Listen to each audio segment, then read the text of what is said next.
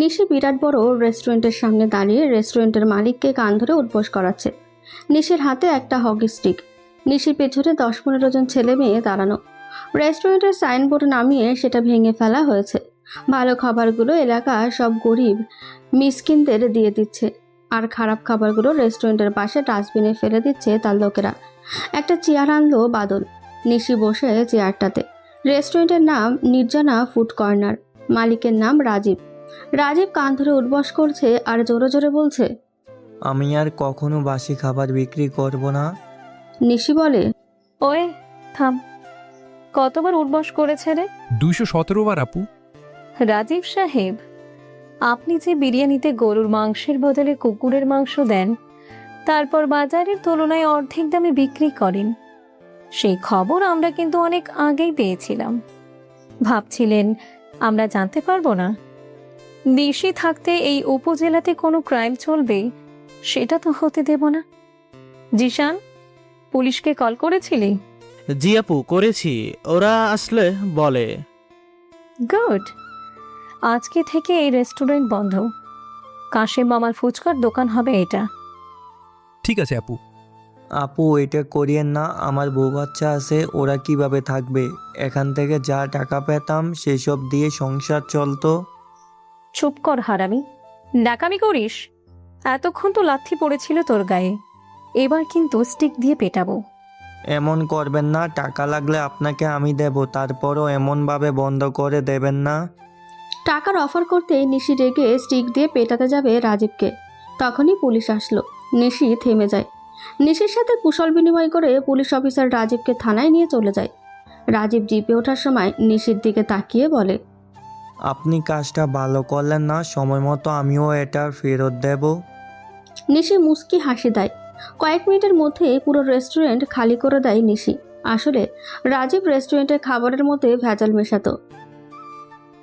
গরুর মাংসের বদলে কুকুরের মাংস দিত। ভালো মাছের জায়গাতে অর্ধ পচা মাছের তরকারি বিক্রি করত। আর মিষ্টিগুলোতে মাছি বসেই থাকতো সবসময়। এই জন্য নিশি এসে সবকিছুই নষ্ট করে দিয়েছে। কাশেম মামার ফুচকার দোকান সাইনবোর্ড টাঙানোর জন্য নিশি মই নিয়ে দোকানের সামনে ছাদে আসে। মইয়ের ওপরে দাঁড়িয়ে সাইনবোর্ডটা ঠিকঠাক করছে। নিচে বাদল মই ধরে আছে। একটা অটো আসে সেখানে।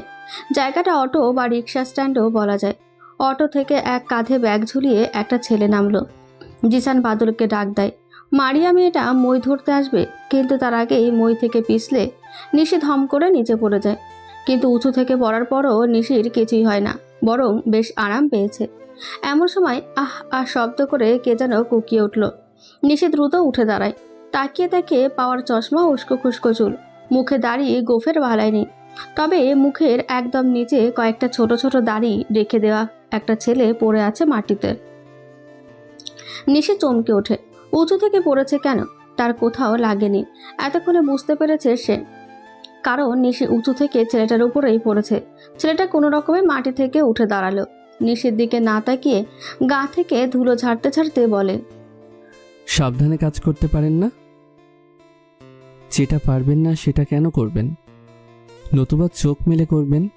কানা হয়ে কাজ করলে অন্যের যে অসুবিধা হয় সেটা নিশ্চয়ই আজকে দেখলেন। পারলে আমার থেকে একটা চশমা নিয়ে যাবেন। ছেলেটা কথাগুলো বলেই থামলো। কনুইতে বেশ খানিকটা কেটে গেছে। ছেলেটা সেখানে বারবার ফু দিচ্ছে। কিন্তু ছেলেটার জ্ঞান শুনে নিশির লোকেরা দৌড়ে এগিয়ে আসে ছেলেটাকে মারার জন্য। কিন্তু নিশি সাথে সাথেই বাধা দেয়। ছেলেটার দিকে তাকায়। ছেলেটা কপাল থেকে চুলগুলো সরিয়ে সামনে নিশির দিকে তাকায়।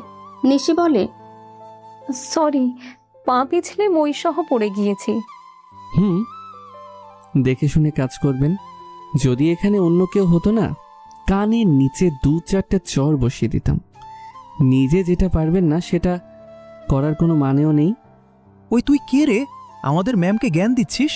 তোকে কিন্তু পিটাবো বলে দিলাম। চুপ কর। তুই কোথায় গিয়েছিলি মই ছেড়ে? মইটা সরে যাওয়াতেই তো পিছলা খেয়েছি। সরি আপু। যাই হোক। নিশি সামনে তাকায়। ছেলেটা নেই তার সামনে। সে হাঁটা ধরেছে।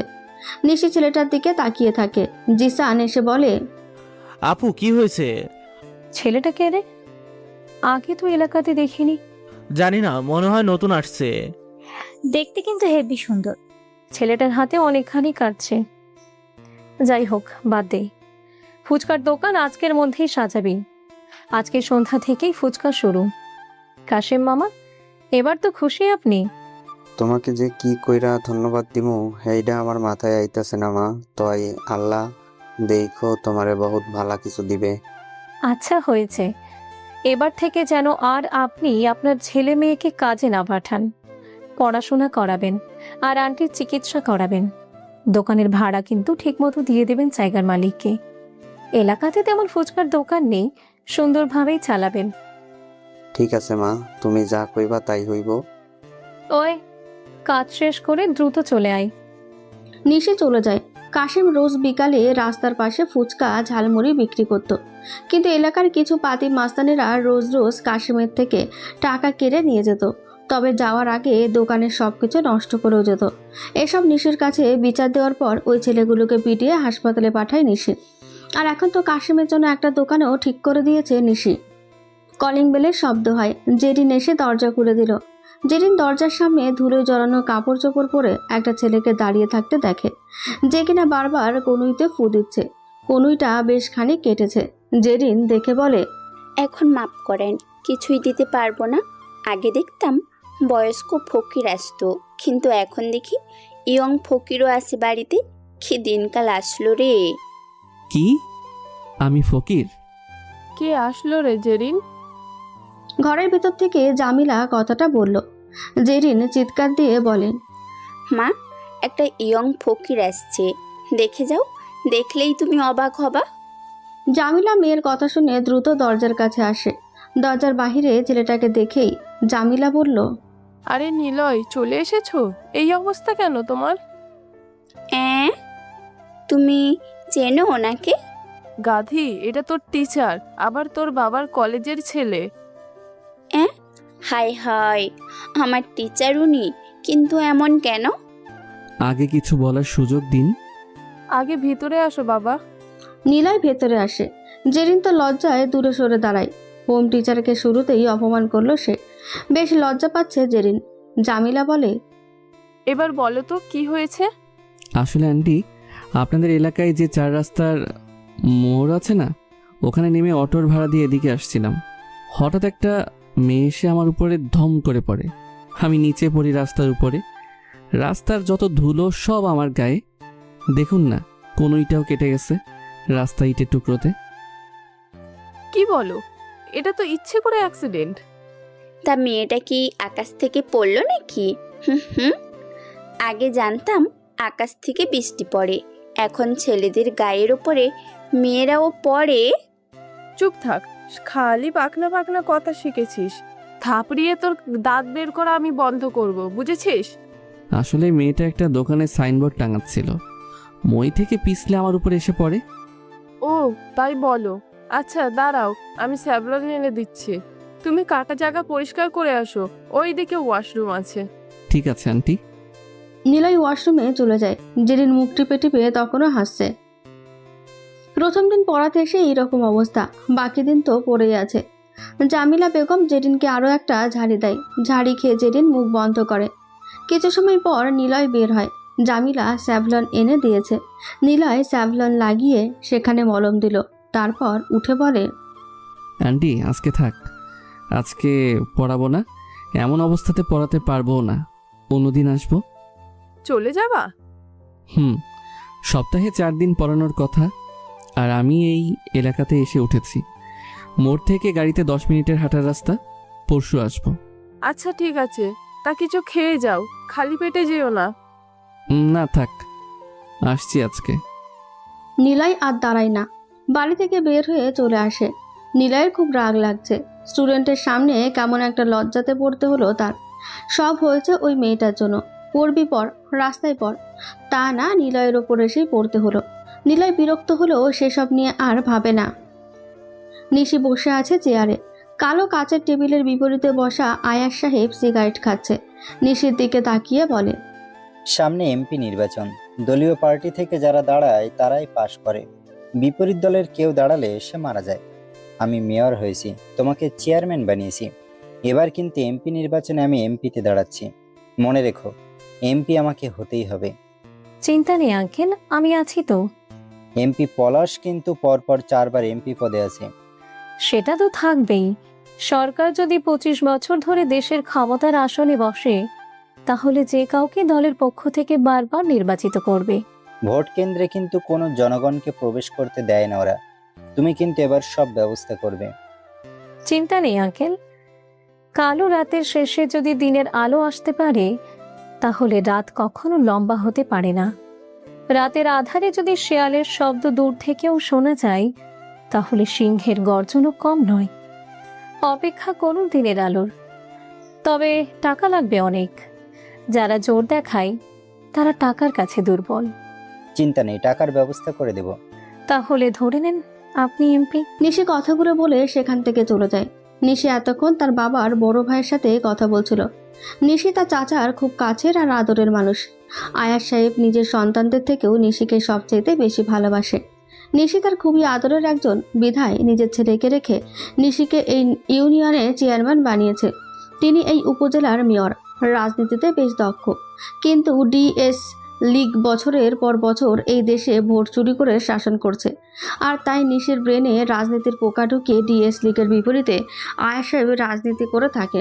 তার ক্ষমতাও যে কম তা নয়, তবুও বারবার এমপির কাছে সে পরাজিত হচ্ছে। নিশি পার্টি অফিস থেকে বের হয়ে ওর লোকদের কাছে আসে। চেয়ারম্যান হলে কি হবে, নিশির সাথে লোকজনের অভাব নেই। এমনিতে দেখতে যথেষ্ট সুন্দরী, আর রাজনীতি মাইন্ডের লোক তো। যে ছেলে প্রপোজ করে তাকেই দলে টেনে নেয়, পিছনে ঘোরায়, তারপর আপু বনে যায় সময় সুযোগ বুঝে। এই জন্য ফ্রিতে বলা যায় সব ছেলেরা নিশির পেছনে থাকে। তবে নিশি কিন্তু চেয়ারম্যান হয়ে বেশ নামডাক করে ফেলেছে। এমপির থেকেও নিশি 2 উপজেলাতে বেশ পপুলার। তার কারণ তো সকালেই ঘটল। এলাকায় যত লয়াল কোয়ালিটির মানুষ আছে সবাই নিশি বলতে ছুটে আসে। এই জন্য সে পরপর 2বার চেয়ারম্যান হয়েছে বিনা প্রতিদ্বন্দ্বিতে। পলাশের পরিবারে কে কে আছে রে? 2টো ছেলে আর একটা মেয়ে। 2টো ছেলের মধ্যে বড় ছেলেটাকে? বড় ছেলে কোথায় থাকে জানে না কেউ, তবে শুনেছি দেশের বাইরে থাকে। তবে ছোট ছেলেটা বেশ হাবুগুবা আছে। আপনার সাথে সেম ইয়ার হবে ছোট ছেলে। ও, ওটাকেই টার্গেট কর। সে যেন আমাকে প্রপোজ করে। ওর কি কোনো গার্লফ্রেন্ড আছে? থাকলে সেটাকে তুলে নিয়ে গুম করে দে। আর যদি না থাকে, তাহলে খেলাটা আমি খেলবো।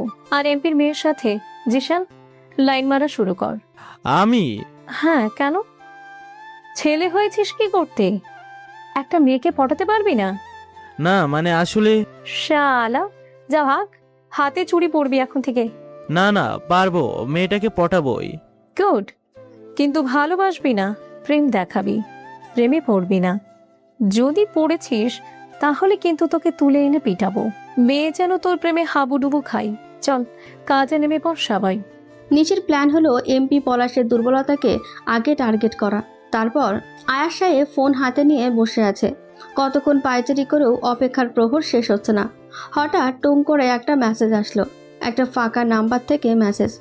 নাম্বারটা কার জানে না আয়াস সাহেব, তবে এটাই হলো আয়াসের টাকার মেশিন। কারণ ব্ল্যাঙ্কৃত নাম্বারটি একজন হ্যাকারের, যার নাম এনিমাস। আপনি মনে হয় আমাকে স্মরণ করেছেন। সেই নাম্বার থেকে ইংরেজিতে লেখা একটি বাক্য আসলো। আয়াস সাহেব মুচকি হাসে। তখনই আরও একটা মেসেজ আসে তার ফোনে। মুচকি হাসির মানে আমি জানি। তুমি জানো আমি হাসছি কেন? জানবো না কেন? আপনার পার্টি অফিসে 4টে সিসি ক্যামেরা, যার মডেল ও বিল্ড নাম্বারও বলে দিতে পারি। আর সেই ক্যামেরার আওতায় যারা যুক্ত মানে হলো যারা ক্যামেরার সামনে আসে, আমি তাদের কেউ জানি। তা মিস্টার হ্যাকার, তুমি যে অন্যায় করছো, সিসি ক্যামেরা হ্যাক করে কত পার্সোনাল জিনিস জেনে ফেলছো। হ্যাক জিনিসটাই তো চুরি। তাহলে মানবতা দেখিয়ে কি হবে? মনে রাখবেন, কোনো হ্যাকার কারোর সাথে বন্ধুত্ব করলে সেখানে হ্যাকারের ফায়দা আছে। তাহলে তুমি আমাকে ফায়দা ছাড়াই উপকার করছো কেন? কত টাকা লাগবে? তুমি কথা এড়িয়ে যাও। যতবারই জিজ্ঞেস করি কি চাও, কে তুমি, কেন উপকার করো, তখনই কথা এড়িয়ে যাও। অথচ আমি টাকার সংখ্যা বলবো, তুমি আমার অ্যাকাউন্টে পাঠিয়ে দাও, যেটার পাসওয়ার্ডও তুমি জানো। কি সমস্যা তোমার? সময় নেই, জলদি বলেন। 1 কোটি। আর কোনো রিপ্লাই আসে না অ্যানিমাসের থেকে। আয়াস সাহেব ভাবতে বসে, সে কে? সে ছেলে নাকি সে মেয়ে? এত বড় হ্যাকার হয়ে সে তাকেই কেন উপকার করে? নিশি ফুচকার দোকানের সামনে বসে আছে। এটাই এখন ওদের আড্ডার স্থান, বা বলা যায় নিশির জন্য এটাই চেয়ারম্যান অফিস। নিশি বিচার করতে বসেছে। হাজব্যান্ড ওয়াইফ একসাথে থাকবে না আর। মেয়েটা চলে যেতে চায় ছেলেটার থেকে। ছেলেটার দাবি তার বউ পরকীয়া করে বলেই চলে যাবে। এই বিচার শেষ করতে করতে অনেকটা সময় পার হয়ে যায়। নিশি বসে চা খাচ্ছে। এমন সময় একটা অটো এসে থামলো সেই দোকানের সামনে রাস্তায়। অটো থেকে সেই দিনের ছেলেটা মানে নিলয় নামলো। ভাড়া মিটিয়ে সামনে তাকায়। ফুচকার দোকান দেখতে পায় নিলয়। নিশি দেখে সেদিনের সেই ছেলেটা। নিশি দ্রুত এগিয়ে আসে, পিছন থেকে নিলয়কে ডাক দেয়। ওই ছেলে, চশমিশ, হুম। আমাকে চিনতে পারছেন? না। আমাকে চিনো না তুমি? হাই হাই, কি বলো, সত্যি চিনো না? না, চেনার দরকারই বাকি। সেদিনের যে মেয়েটা উপর থেকে পড়লো তোমার উপরে, ব্যথা পেলে, হাত কাটলে। হুম। কি হুম? দেখি হাত কাটার কি অবস্থা? লাগবে না। কি আজব, লাগবে না কেন? আমি সরি বলতে পারিনি সেদিন, এখন সরি বলতে এলাম। দরকার নেই। আরে আজব তো, এমন গম্ভীর উত্তর কেন? কি সমস্যা? হ্যাঁ, এলাকায় নতুন নাকি? দেরি হয়ে যাচ্ছে, বাই। নিশিকে এক প্রকার পাত্তা না দিয়ে নিলয় হাঁটা ধরে। নিশি কোমরে হাত দিয়ে বিরক্তি নিয়ে তাকিয়ে থাকে ছেলেটার দিকে। জিসানটা দৌড়ে আসে নিশির পাশে। নিশি রাগী মুখ দেখে বলে, কি হয়েছে আপু, রেগে গেলে যে? ছেলেটাকে চিনিস? হ্যাঁ, সেদিনের ছেলেটে। আমাকে নাকি সে চিনেই না।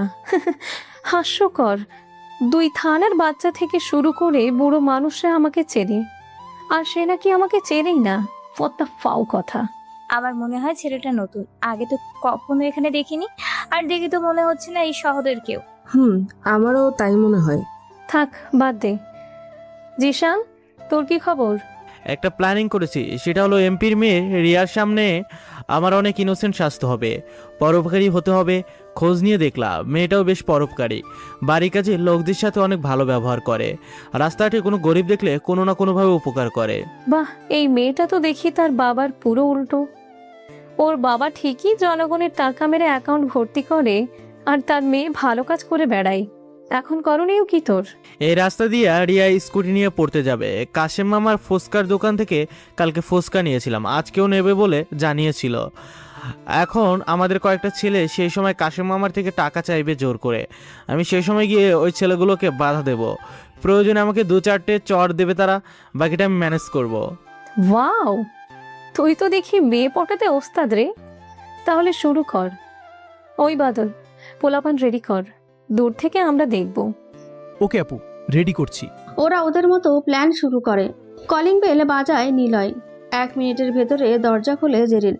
জেরিন নিলয়কে দেখে মাথাটা নিচু করে শ্রদ্ধা প্রদান করে ভেতরে রাখলো। নিলয় ভেতরে চলে যায়। জামিলা বেগম সোফাতে বসে আছে। এই সময়টাতে বাড়িতে তারা দুজন আর কাজের লোক ছাড়া কেউ থাকে না। এত বড় বাড়িটা ফাঁকাই থাকে বলা যায়। নিলয়কে দেখে জামিলা বলে, আসছো বাবা? আজকে কোনো অসুবিধা হয়নি তো? না আন্টি, সব কিছু ঠিকঠাক আছে। তবে আজকে সেই মেয়েটা আসছিল সরি বলতে। তারপর? কথা না বলে চলে আসছি। মেয়েদের সাথে কথা বলতে কেন যেন ইচ্ছে করে না। সে কি বলো, আমার মেয়ের সাথে কথা বলবা না? তাহলে পড়াবে কিভাবে? সে তো আমার স্টুডেন্ট, সমস্যা নেই। আমি ছাত্রীকে নিজের বোনের মতো দেখি। নিলয়ের কথা শুনে জেরিনের মুখটা কেমন শুকিয়ে যায়। হাসি হাসি মুখটা মলিন হয়ে গেল। বাঁকা চোখে নিলয়ের দিকে তাকিয়ে আছে জেরিন। জামিলা বলে, ভালো ছেলে তুমি, আমি জানি। তোমার আঙ্কেল তো সব সময় তোমার কথা বলে। আচ্ছা যাও, ঘরে পড়ার টেবিল আছে, পড়াতে যাও। ঠিক আছে আন্টি। নিলয় জেরিনের পিছু পিছু রুমে আসলো। রুমটা সুন্দর। বিছানাতে টেবিলে দেওয়ালে টেডি পুতুলে ভর্তি। নিলয় পড়ার টেবিলে এসে বসলো।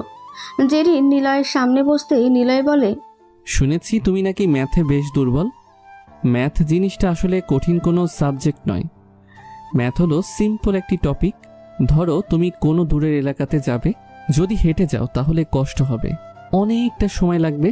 কিন্তু তুমি যদি কোনো যানবাহনে যাও তাহলে সময় কম লাগবে এবং কষ্টও হবে না। তেমনি ম্যাথটাও হলো একই রকম বিষয়। অর্থাৎ ম্যাথটা হলো সেই নির্দিষ্ট এলাকা, আর রাস্তাটা হলো সূত্র, আর পায়ে হাঁটাটা হলো তোমার চিন্তাভাবনা, ভয়ের কারণ, আর যানবাহন হলো তোমার সূত্রকে আয়ত্ত করে দ্রুত ম্যাথকে শেষ করার মাধ্যম। তুমি টিচার, আজকে প্রথম দিন, এত পড়তে ভালো লাগে না, একটু গল্প করি। আপনার নামটা তো বললেন না। তোমার বাবা আমাকে নিয়ে গল্প করে তোমাদের বাসায়?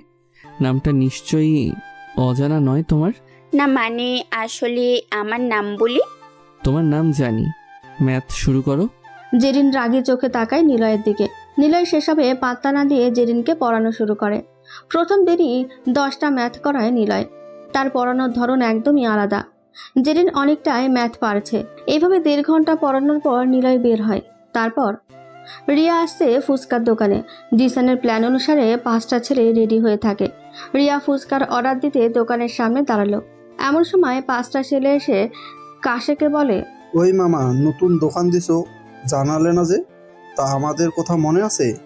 এই জায়গাতে দোকান দিছো, আমাদের চা পানি খাওয়ার টাকা দিলা না, সেটা তো হবে না মামা।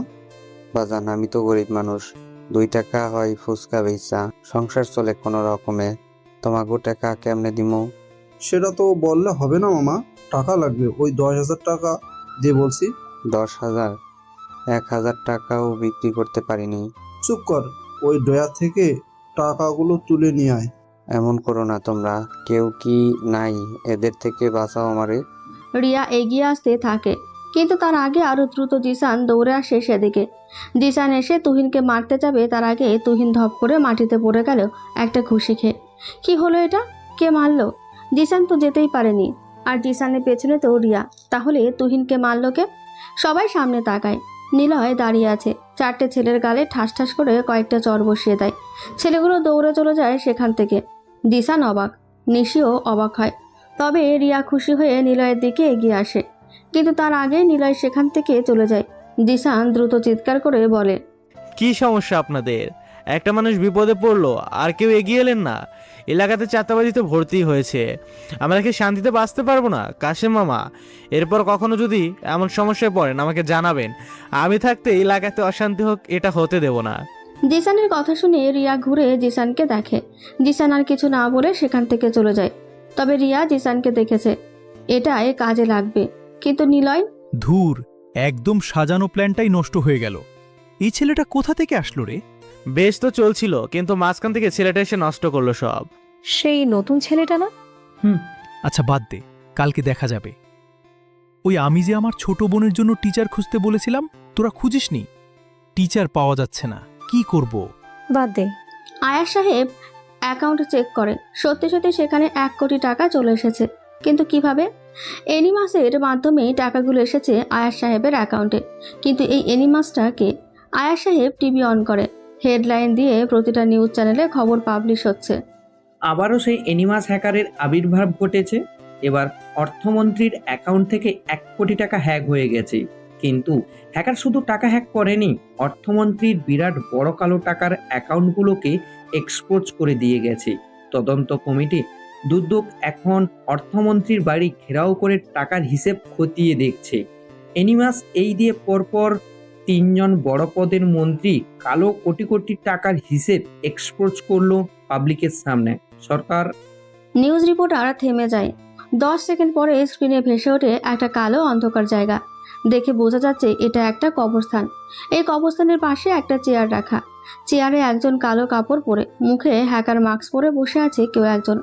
কাপড়ের ওপরে ইংরেজিতে লেখা এনিমাস দ্য হ্যাকার। এনিমাস ক্যামেরার একদম কাছে এসে বলে, hello every people, I am a hacker, my name is Animus. আপনাদের জন্য একটা সুখবর আছে। আপনারা যারা সাধারণ জনগণ তারা সবাই একটা করে ব্যাংক অ্যাকাউন্ট করুন। দেশের মন্ত্রীরা যারা জনগণের টাকা মেরে কোটি কোটি কালো টাকা জমিয়েছে, তাদের টাকা আমি সেসব অ্যাকাউন্টে পাঠিয়ে দেব, যেন কেউ আর গরিব থাকবে না, যেন কেউ টাকার অভাবে চিকিৎসাহীনতায় মারা না যায়। এরপরের টার্গেট স্বরাষ্ট্রমন্ত্রী। হা হা হা হা। ভয়ঙ্কর একটা হাসিতে এনিমাস আবার টিভির স্ক্রিন থেকে হারিয়ে যায়। আগের নিউজ আবার সামনে আসে। বলা হয়, দর্শক, আপনারা দেখছিলেন এনিমাস কত বড় একটা হ্যাকার। সে এইমাত্র প্রতিটা টিভি চ্যানেল হ্যাক করে সামনে এসে নিউজ দিয়ে গিয়েছে। আপনারা সাবধান থাকুন, সন্দেহ হয় এমন কাউকে ধরিয়ে দিন। আয়াস সাহেব টিভি অফ করে। এনিমাসের কথা ভেবে বুকটা কেমন কেঁপে ওঠে তার। এনিমাসকে তার সাথে বা বন্ধুত্ব করলো কেন? নিশে পায়চারি করছে, কিন্তু আজকে নিলয়ের কোনো খোঁজ নেই। এই ছেলেটা আজকে আসলে অনেক মার খাবে, কিন্তু নিলয়ের পাত্তা নেই। নিশি জানে না নিলয় একদিন বাদে একদিন পড়ায়। আজকে নিলয়ের পড়ানো বন্ধ। নিশি পায়চারি করছিল, এমন সময় হানিফ নামের একজন রিক্সা চালক নিশির সামনে এসে দাঁড়ায়। নিশি কিছু বলার আগে হানিফ নিশির পা জড়িয়ে ধরে হাউ মাউ করে কেঁদে ফেলে। নিশির লোকেরা দৌড়ে আসে সেদিকে। হানিফ কাঁদতে কাঁদতে বলে, মা, আমার মায়েরারে আইনা দেন। ওরা আমার মায়েরারে লাশ দেয় না, কয় লাশ দেওয়ান লাই যাইব না। লাশ নিতে হইলে এমপির লিখিত কাগজ লাগবো, নত টেকা লাগবো 20 লাখ। আমার অসুস্থ মায়েরারে দিছিলাম হাসপাতালে ভর্তি কইরা। এইটুকানি পেটে ব্যথা হয়েছিল, অ্যাপেন্ডিক্সের না কিসের যেন ব্যথা কয়, ওইটা হয়েছিল। তারপর আমার কয় টাকা জমা দিতে, অপারেশন করাইতে হবে। আমি কই কত টাকা? বলে 1.5 লাখ টাকা। বলি পেটের ব্যথার লেগে এত টাকা কেন দিতে হইব? বলে অবস্থা গুরুতর, টাকা না দিলে হইব না। নিজের একটুখানি জমি আছিল, ওইটা বন্ধক রাইকা টাকা নিয়ে জমা দিছি। 1 ঘন্টা পর কয় আমার মাইয়া মারা গেছে। ওরা আমার বাচ্চা মাইয়াটারে মাইরা ফেলাইছে। সেই ক্লাস 6 পড়তো, আমার মাইয়াটা মরেনি, ওরা মাইয়ার মেরে ফেলছে। এখন আমার মাইয়ার লাশ দিতে চায় না, কয় টাকা লাগবো। আপনি আমার মেয়ে লাগেন, আমার মাইয়াটারে আইনা দেন। আমার মেয়ের লাশ দেয় না ওরা। হানিফের কথা শুনে সেখানে থাকা সবাই অবাক। সামান্য অ্যাপেন্ডিক্সের ব্যথার জন্য 1.5 লাখ টাকার অপারেশন কিভাবে হয়? নিশি হানিফকে উঠায়, জিজ্ঞাসা করে, কোন হাসপাতাল? ওই যে বাজারে ওই পাশে মেইন শহরের মাঝখানে ইংরেজিতে লেখা কি যেন নাম, চারিপাশে নীল কাঁচ দিয়ে ঘেরা, 10 তলা হাসপাতাল। নগর হাসপাতাল। এটা কিন্তু এমপি জেলা প্রশাসক চালায়, মানে এটার চেয়ারম্যান ওরা। সাধারণ ফার্মেসিতে মেডিসিন যদি 10 টাকা হয়, ওখানে তার আশেপাশের ফার্মেসিতে মেডিসিন 15 টাকা, আর সে মেডিসিন লিখবে সেটা অন্য ফার্মেসিতে নেই। হাসপাতালের ফার্মেসি থেকে নিতে হবে, আর এখানে মেডিসিন দেয় স্বরাষ্ট্রমন্ত্রীর মেডিসিন কোম্পানি। তাই যা করবা ভেবে চিন্তে করবা, একদম গোড়ার খবর যাবে। কিন্তু রিক্সা মামারে ধর, বাকিটা দেখছি। আগে ওই হাসপাতালের ডাক্তারগুলোকে দেখি। খুশি, তোর যেন কিছু হয়েছে? কই কিছু হয়নি তো। এখন হবে। অ্যাপেন্ডিক্সের ব্যথার নাটক শুরু কর। সৈকত, তুই যাবি হাসপাতালে, বলবি আমার বউয়ের পেটের ব্যথা। ক্যামেরা লাগিয়ে নে, ওরা দেখি কি কি করে। নিশির কথা মতো ওরা দুজন বেরিয়ে পড়ে হাসপাতালে আসে। নিশিরা ফুচকার দোকানে অপেক্ষা করে। খুশির কানে ব্লুটুথ লাগানো, কলেই আছে নিশি। হাসপাতালে এসে খুশি চিৎকার করে পেটের ব্যথার জন্য। সৈকত ডাক্তারকে বলে, ডাক্তার, আমার বইয়ের অ্যাপেন্ডিক্স হয়েছে, একটু চেক আপ করে দেখুন তো। অ্যাপেন্ডিক্স? আচ্ছা, অপারেশন করতে হবে, না হলে ঠিক হবে না। আপনার নাম কি? আপনি কি বিশেষজ্ঞ? আমার নাম কুমার রায়, আমি একজন গ্যাসোলজিস্ট। নিশি হানিফকে বলে, ডাক্তারের নাম কি কুমার রায় ছিল? হ্যাঁ মা, ওই ডাক্তারই আমার মেয়ের অপারেশন করছে। সৈকত, তুই বল যে অপারেশন কেন? আগে চেক আপ করান, রিপোর্ট দিন, দেখেন পেটের মধ্যে কি অবস্থা। সব রিপোর্ট দিন, তারপর অপারেশন। ঠিক আছে আপু, ডাক্তার আগে চেক আপ করেন। রিপোর্ট না পেলে কীভাবে করবেন? দেখুন, আমি কিন্তু পড়াশোনা জানি না, তবে আমি জানি চেক আপ পরীক্ষা না করে অপারেশন করা যায় না। আমরা প্রেম করে বিয়ে করেছি, ওর কিছু হতে দেবো না। আচ্ছা ঠিক আছে, ক্যাশ কাউন্টারে 20,000 টাকা জমা দিন, তারপর পেপারস নিয়ে আসুন আমার কাছে। 20,000? এত টাকা? না হলে যান তো মিয়া, সময় নষ্ট করবেন না। কুমার চলে যায়। দুজনে বাইরে চলে আসে। নিশি বলে, বাহ, তোরা তো দেখি ভালোই নাটক পারিস, ভালোই খেলেছিস। দে, টাকা জমা দে, টাকা রসিদের ছবি তুলে পাঠিয়ে দে, যা যা বলেছে সব কর। নিশির কথা মতো ওরা আবার ভিতরে প্রবেশ করে। খুশিকে বসায় ওয়েটিং রুমে, চিৎকার করতে থাকে পেটের ব্যথায়। তারপর ওরা কাউন্টারে টাকা জমা দিয়ে রসিদ দেয়। সেটা ছবি তুলে নিশির কাছে পাঠিয়ে দেয় সৈকত। সৈকত চেক আপ রুমে যায়। খুশির জন্য টাকা জমা রসিদ কুমারকে দেখায়। খুশিকে চেক আপ করে ডাক্তার। আধা ঘন্টার মধ্যে কুমার সৈকতকে ডাকে। সৈকত খুশিকে নিয়ে বের হয়। খুশি বলে, দেখুন মিস্টার, আপনার ওয়াইফের কন্ডিশন ভালো না। পেটে অ্যাপেন্ডিক্সের ব্যথা না, বরং কিডনি অপারেশন করানো লাগবে। কিডনি ড্যামেজ হয়ে যাচ্ছে বলেই ব্যথা হচ্ছে।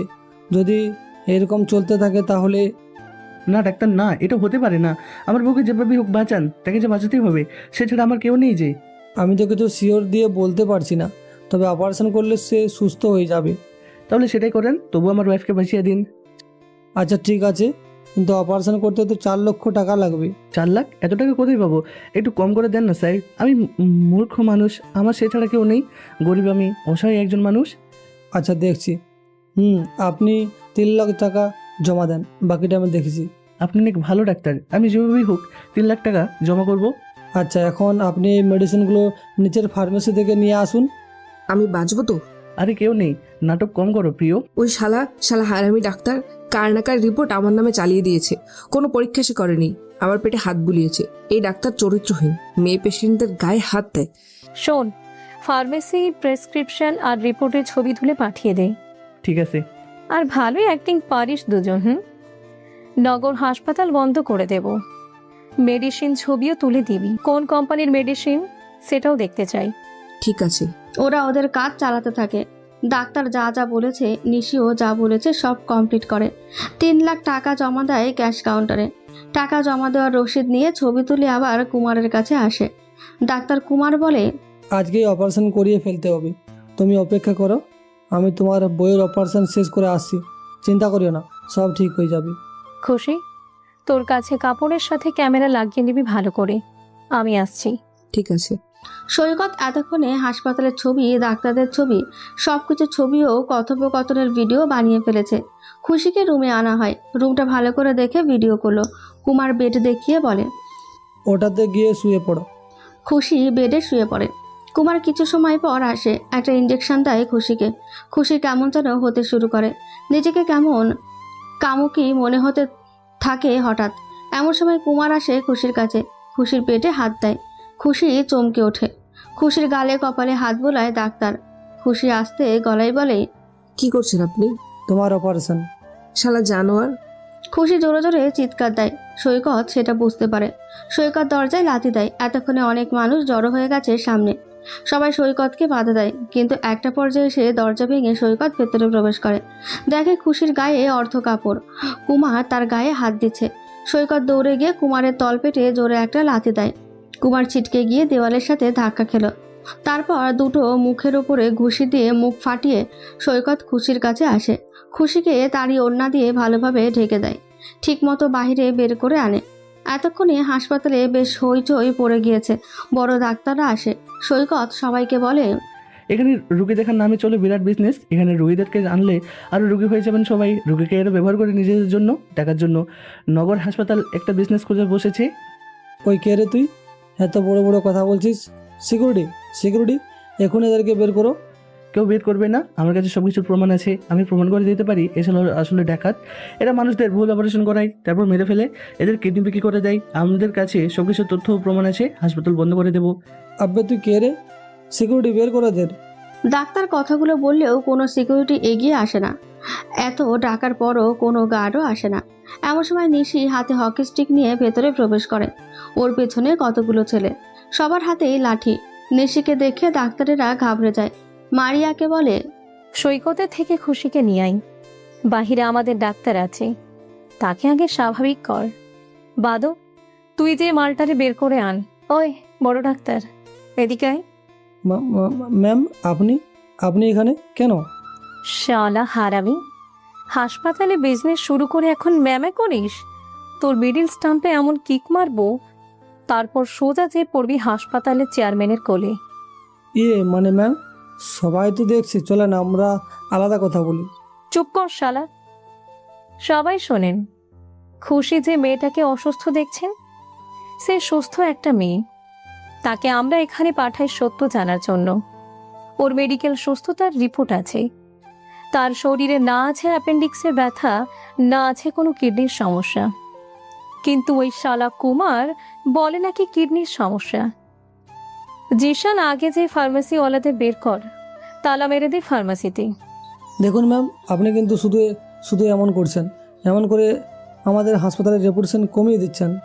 সৈকত, কুমারটাকে পিটা যতক্ষণ না মুখ দিয়ে সত্য বের করছে। আর একটা কথা, মেয়ে রোগী আসলে এখানে ডাক্তাররা তাকে যৌন হয়রানি করেন। বাদল, আমাদের ডাক্তারকে ভিতরে আসতে বল, ডাক্তার প্রমাণ দিবে। অপেক্ষা করো তোমরা। হাসপাতালে এখন পুরো গিজগিজ করছে মানুষ।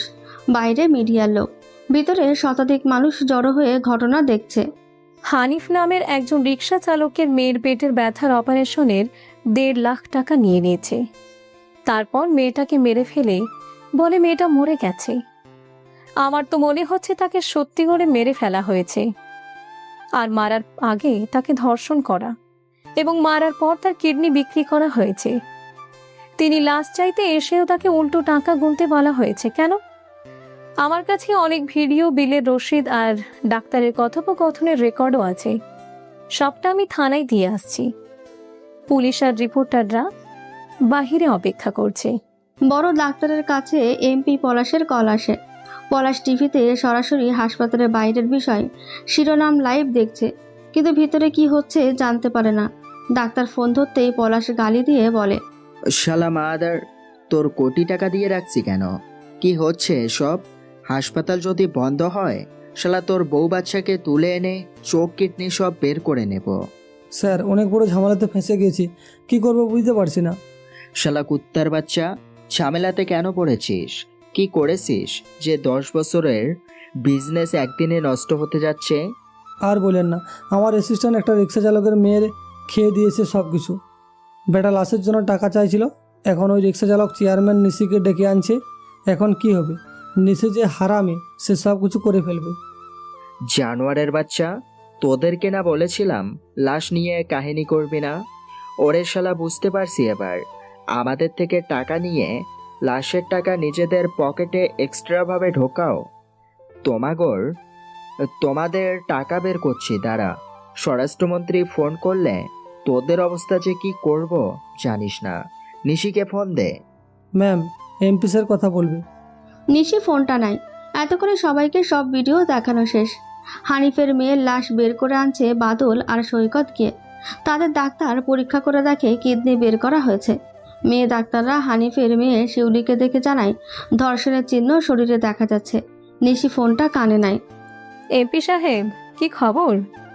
শোনো মা, তুমি তো আমার সন্তানের বয়সে। তুমি একটা কাজ করো, আমার অফিসে এসে পড়ো। তোমার সাথে জরুরি কথা আছে। ঝামেলা করো না সেখানে।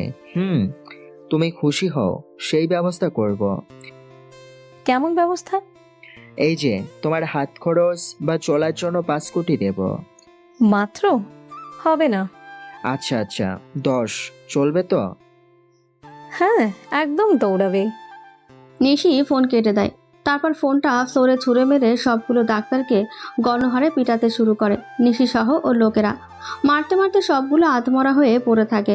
পুলিশকে আনা হয়। পুলিশ এসে সবগুলোকে তুলে নিয়ে যায়। নিশি বের হয়ে হাসপাতালের মেন গেটে তালা লাগিয়ে দেয়। ক্যাশ কাউন্টার থেকে নগদ 20 কোটি টাকা উদ্ধার করে। সেখানে বিলের রসিদ দেখে দেখে সেই টাকাগুলো ফেরত দেবে বলে জানিয়ে দেয়।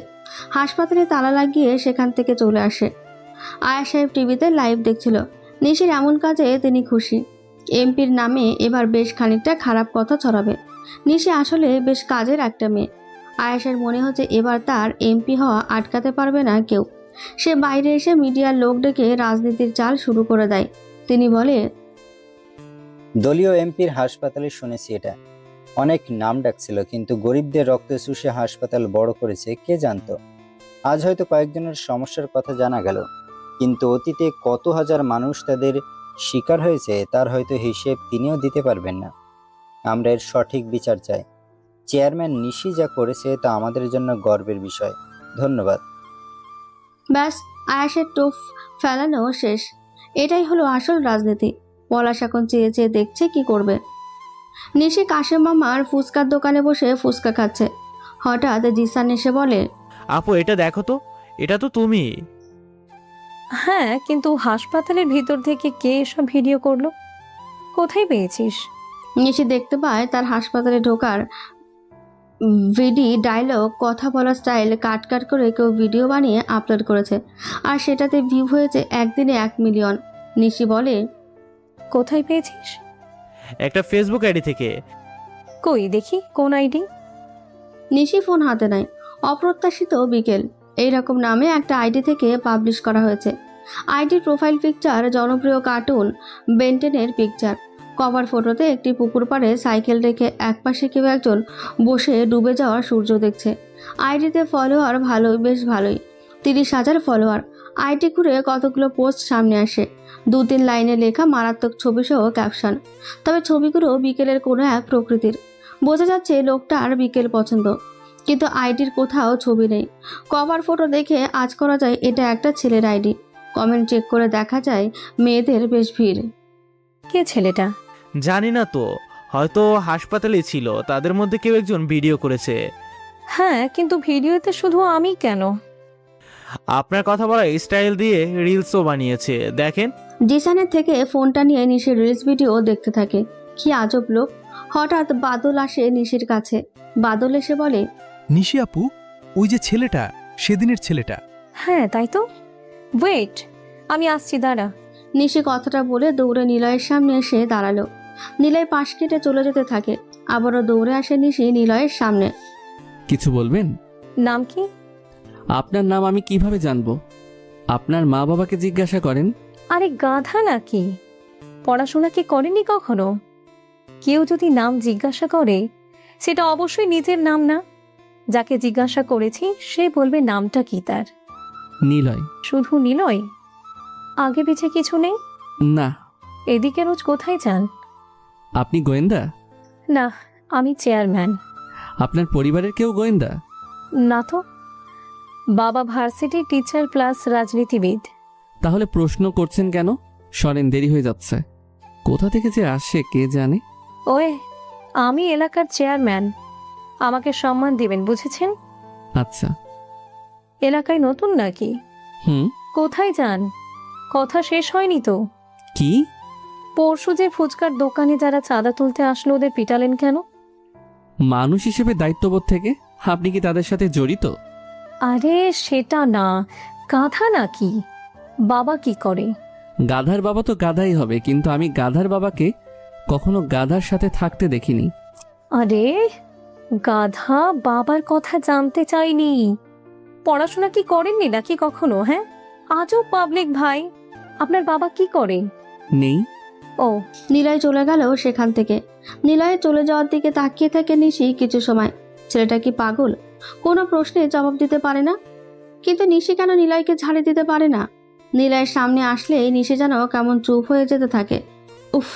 আপু, কি হলো? কাজ হলো? না, ছেলেটা আসতো একটা আহাম্মক। তাহলে চলেন একদিন মজা করি ওরে নিয়ে। কি মজা? মারিয়া যে ধাক্কা দিবে ছেলেটাকে, বাকিটা আমরা তখন দেখব। ঠিক আছে।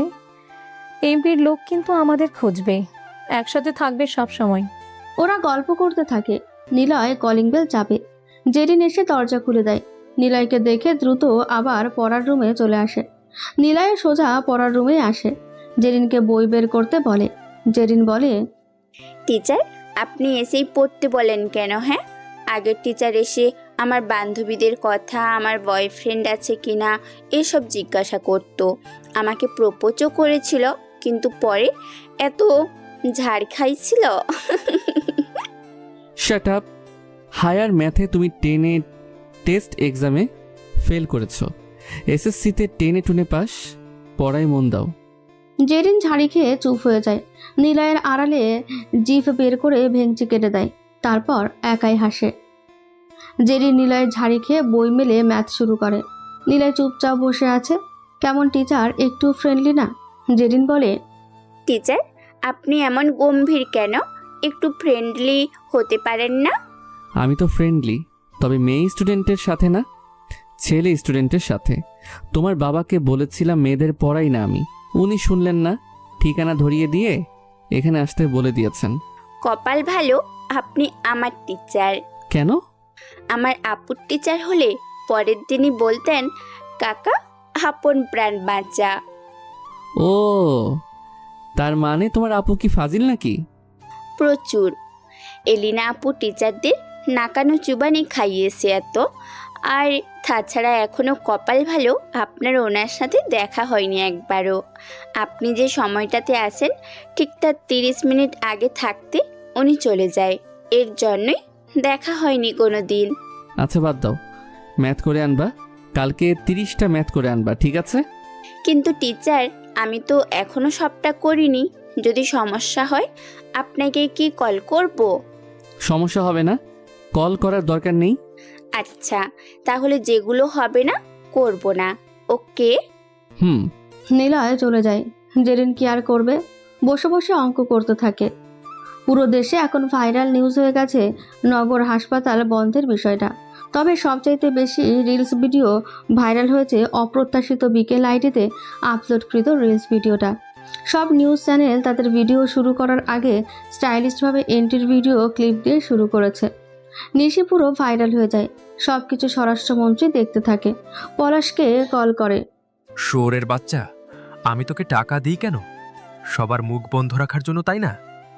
আমার গোডাউনে কোটি টাকার মেডিসিন পড়ে আছে, যা সিল করে দেওয়ার জন্য পুলিশ পিছনে পড়েছে। যদি আমার নাম আসে তোকে মেরে ফেলবো বলে দিলাম। সব কিছু বন্ধ কর জলদি। স্যার স্যার আপনি থামুন একটু, আমি দেখছি আপনার নাম আসবে না। এই মিশিটাকে কে? সে এত সাহস কোথা থেকে পায়? কিভাবে সে হাসপাতালে প্রবেশ করে? স্যার, নিশি হলো ইউপি চেয়ারম্যান। মানুষেরা ওর কাছেই ছুটে যায় বারবার। ডাক্তারের ভুলে বিষয়টা কানে গেছে নিশির। সে কি আমাদের দলের চেয়ারম্যান? না স্যার। তোরে যে কি করব?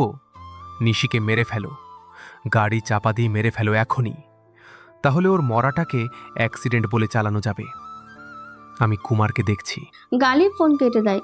এদিকে হানিফের মেয়েকে মারা হয়েছে। সেই অপরাধে ডাক্তার কুমারকে ধরেছে পুলিশ।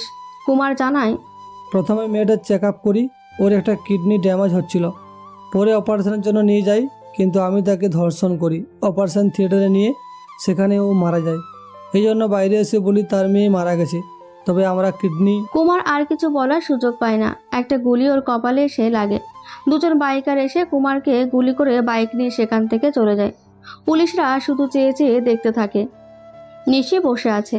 নিলয়কে আসতে দেখে মারিয়াকে ডাক দেয় জিসান। নিলয় এসে অটো স্ট্যান্ডে দাঁড়ায়, কিন্তু ওর গন্তব্যে কোনো অটো যেতে যাচ্ছে না। রোজই নিলয় একই প্রবলেম ফেস করে। আসার সময় এখানে সবাই আসতে চায়, কিন্তু ওর জায়গাতে যেতে চায় না। নিলয় আশেপাশে দেখছে আর একটু একটু করে হাঁটছে। হঠাৎ সে কারোর সাথে ধাক্কা খায়। নিলয় তাকিয়ে দেখে একটা মেয়ে রাস্তার উপরে পড়ে আছে। নিলয় কিছু বলার আগেই মেয়েটা বলে, এই আপনি কি কানা, চোখে দেখতে পান না নাকি? আজ তো একটা মেয়েকে এসে ধাক্কা দিলেন। উফ। সরি প্লিজ উঠুন। হাত বাড়াচ্ছেন কেন? হাত ধরবো? কখনো না, নিজেই উঠতে পারবে। আচ্ছা। মারিয়া উঠে দাঁড়ায়। তখনই জিসান, বাদল আরো কয়েকটা ছেলে আসে সেখানে। মারিয়াকে বলে, কি রে, কি হয়েছে তোর? আরে দাঁড়িয়ে আছি, হঠাৎ এসে আমাকে ধাক্কা দিল কানা একটা। সরি বলেছে। কিসের সরি? ওর ধাক্কায় আমার হাত থেকে মাছের অ্যাকোয়ারিয়াম পড়ে ভেঙে গেছে। নিলয় তাকায় পাশে। আসলেই তো ভাঙছে। নিলয় কি বলবে বুঝতে পারছে না। জিসান বলে, শালা জরিমানা দে, মেডিসিন খরচ দে। এ কি ভাই, তোমরা এমন করে কথা বলছো কেন? ভদ্রতা শিখনি? ভদ্রতা? বেডা বজ্জাত, মেয়ে দেখলে চোখ ছোছো করে এসেই ধাক্কা দিলি, জিনিস নষ্ট করলি, এখন ভদ্রতা শেখাস? কিন্তু আমি তো। চুপ, দে 20,000 টাকা জরিমানা দে। 20,000? এত টাকা কেন? আমি চাইছি দে, না হলে বাজারের লোক ডেকে মার খাওয়াবো দেখবি। নিলয় কিছু বলতে পারে না। কি একটা ফ্যাসাতে পড়ল রে। এমনিতে এখানে সে পড়াতে আসে, আবার যদি এমন মেয়েলি কোনো কেলেঙ্কারির কথা যদি স্টুডেন্টের বাড়িতে যায়, কি যে হবে। আশেপাশে তাকায় নিলয়। হঠাৎ নিশি আসে সেখানে। নিশি এসে বলে, কি ব্যাপার, কি হয়েছে? আপু, এই ছেলে মহাবজ্জাত একটা, দিনে দুপুরে মেয়েদের বিরক্ত করে। মেয়েটাকে এসে ধাক্কা দিয়ে বাজে কথা বলছে, মেয়েটার অ্যাকোয়ারিয়াম ভাঙছে। কি করবো এরে? পাবলিক ডেকে কি পিটাবো? ওই ছেলে, এসব কি? আপনাকে তো দেখে ভদ্র মনে হতো, তলে তলে কি এসব চলে? না মানে আসলে আমি মানে অটো মানে আমি মানে কি মানে শুরু করছেন? কি বলবো বুঝতে পারছি না। জিসান, কি করবি? 30,000 টাকা জরিমানা দিবে, নয়তো পাবলিকের পিটানি হবে। পাবলিকের পিটানি প্লিজ? তাহলে জরিমানা? টাকা তো নেই। আব্বে তোরে হালা, কান ধরে উঠবস কর এখানে। ওই না, ওরে দোকানের ভিতরে নিয়ে যা, সেখানে যা খুশি কর। নিলয়কে টানতে টানতে ফুচকার দোকানে আনা হয়। দোকানে নিলয়ের নাম করে 30 প্লেট ফুচকা অর্ডার দেওয়া হয়। তারপর 10 বার কান ধরে উঠবাস করে সেখান থেকে বের করে দেওয়া হয়। নিলয় চুপচাপ সেখান থেকে চলে আসে। তারা সব ফুচকা খায়। হঠাৎ নিশির মনে হয় নিলয়ের সাথে কাজটা করা একদম ঠিক হয়নি, মজাটা বেশি হয়ে গেছে। আপু কি ভাবছেন? ভাবছি ছেলেটার সাথে মজাটা বেশি হয়ে গেছে। আমারও তাই মনে হয়। চুপ, ঠিক আছে, সুযোগ পেলে আরও করব, কোনো কথা হবে না। থাপড়াবো ধরে। এমনটা আর করব না, যা হবার হয়েছে। থাক তোরা, আজকে দ্রুত ফিরতে হবে, মন খারাপ লাগছে। বাবা আসবে বাসায়। আচ্ছা ঠিক আছে। নিশি চলে যায় বাড়িতে, নিলয়ও বাড়িতে আসে। বাড়ি বলতে বাসা বাড়ি এটা। নিলয় ভাড়াটে থাকে, 4 তলাতে থাকে সে। বারান্দায় এসে টেবিলে বসলো, চোখ দিয়ে পানি পড়ছে নিলয়ের। হঠাৎ করে এমন কিছু হবে নিলয় বুঝতেই পারেনি। একবার ভাবে আর পড়াতেই যাবে না নিলয়, কিন্তু পরক্ষণে নিলয় নিজেকে বোঝায় যা হবার হয়েছে। নিশুও বাড়িতে এসে নিলয়ের কথাই ভাবছে। ছেলেটাকে বেশি কষ্ট দিয়ে ফেলেছি। যাওয়ার সময় একবার তাকিয়েছিল পিছনে, চোখে পানি টলমল করেছিল, চাপা কান্না ছিল চোখে। এতটা বেশি মজা করাটা ঠিক হয়নি। আচ্ছা সরি বলে নেব, পরে দেখা হলে। এনিমাস কই তুমি? আয়াস সাহেব তার অফিসের সিসি ক্যামেরার সামনে দাঁড়িয়ে এনিমাসকে ডাকে। তিনি জানেন তার অফিসের সবগুলো ক্যামেরা এনিমাস হ্যাক করেছে। আয়াস সাহেব ক্যামেরার সামনে দাঁড়িয়ে এনিমাসকে ডাকে। আয়াস সাহেব চেয়ারে এসে বসলো। কয়েক মিনিট পর তার ফোনে মেসেজ টোন বেজে ওঠে। আয়াস কিছু বলতে যাবে তার আগেই এনিমাস বলে, আপনি তো আপনার ফোনে কারো নাম্বারে মেসেজ দিয়ে বলতে পারেন আমাকে খুঁজছেন, আমি বুঝে যাব আমাকে আপনি খুঁজছেন। তার মানে তুমি কি আমার ফোন হ্যাক করেছো? পৃথিবীতে 2 ধরনের মানুষকে বিশ্বাস করতে নেই, একটা হলো মিষ্টি কথা বলা মানুষ, আর একটা হলো হ্যাকারকে। মিষ্টি কথা বলা মানুষও এক প্রকার হ্যাকার হয়, কারণ তারা মাইন্ড হ্যাক করতে পারে, সেই মাইন্ড থেকে মনকে বশ করে। এরা এমনি হ্যাকারদের থেকেও ডেঞ্জারাস, এদেরকে আবার এমনি মানুষরা ভালোবাসে। কিন্তু আমি যে তোমাকে ভালোবাসি এনি। অ্যানি? ওয়াও, সুন্দর নাম দিয়েছেন তো। আজকে আমি রাষ্ট্রপতির অ্যাকাউন্ট হ্যাক করব, সেটা গোটা দেশ লাইভ দেখবে। কেন? রাষ্ট্রপতি তো অনেক ভালো, দেশের জন্য কত কিছুই তো করলো। হ্যাকার আর খারাপ মানুষদের মধ্যে পার্থক্য কি জানেন? কি? হ্যাকার মুখোশ খুললে সাধারণ মানুষ, আর খারাপ মানুষ মুখোশ খুললে খারাপ মানুষই মনে হবে। তবে হ্যাঁ, খারাপ মানুষের চেহারা এমনিতেই মায়াবী হয়। বাদ দেন, ডেকেছেন কেন? নগর হাসপাতালের সমস্ত নেটওয়ার্ক ডাটাবেস আমার চাই। পেয়ে যাবেন। তারপর? এনিমাসকে আয়াস ব্লক করে দেয়। আয়াস মুচকি হাসে। আয়াস নিজেই তাকে ব্লক করলো এটা দেখে। এনিমাসকে আয়াস আসলেই চেনে না, তবে আয়াসকে এনিমাস ভালো করেই চেনে। পরের দিন নিশি নিলয়ের জন্য অপেক্ষা করে, কিন্তু নিলয় আসে না। নিশির ভালো লাগে না কিছুই। বুঝতে পারে একদিন বাদে একদিন নিলয় এখানে আসে। নিলয় আসলে যেন তাকে কল করা হয়, সেটা বলে নিশি বাড়িতে চলে যায়। আজকে আর সে বের হয়নি, সারাদিন বাড়িতে কাটিয়েছে। এর মধ্যে এনিমাস আয়াসকে নগর হাসপাতালের সব ডেটা হ্যাক করে দিয়েছে, যেটাতে অনেক প্রমাণ আছে স্বরাষ্ট্রমন্ত্রীর বিরুদ্ধে। আয়াস মুচকি হাসতে থাকে। নিশি পরের দিন দুপুরে বাড়ি থেকে বের হয়। কাশেম মামার ফুচকার দোকানে এসে কিছু সময় দাঁড়িয়ে থেকে রাস্তার পাশে আসলো। নিলয় এখানেই এসে নামে। নিশি বুকে হাত বেঁধে একবার এপাশ একবার ওপাশ দেখছে। ওর লোকেরা দোকানের ভিতর থেকে নিশির এমন অস্থিরতা দেখে বোঝার চেষ্টা করছে নিশির আসলে কি হয়েছে, মুড অফ কেন নিশির। কিন্তু আপাতত কেউ সেটা জিজ্ঞাসা করার সাহস পাচ্ছে না। নিশির অপেক্ষা যেন শেষই হচ্ছে না। বারবার হাত ঘড়ির দিকে তাকাচ্ছে, কিন্তু নিলয়ের আসার কোনো নামই নেই। নিশি বাসের পাশে তাকায়। হঠাৎ ডান পাশ থেকে একটা ট্রাক খুব গতিতে নিশির দিকে এগিয়ে আসতে থাকে।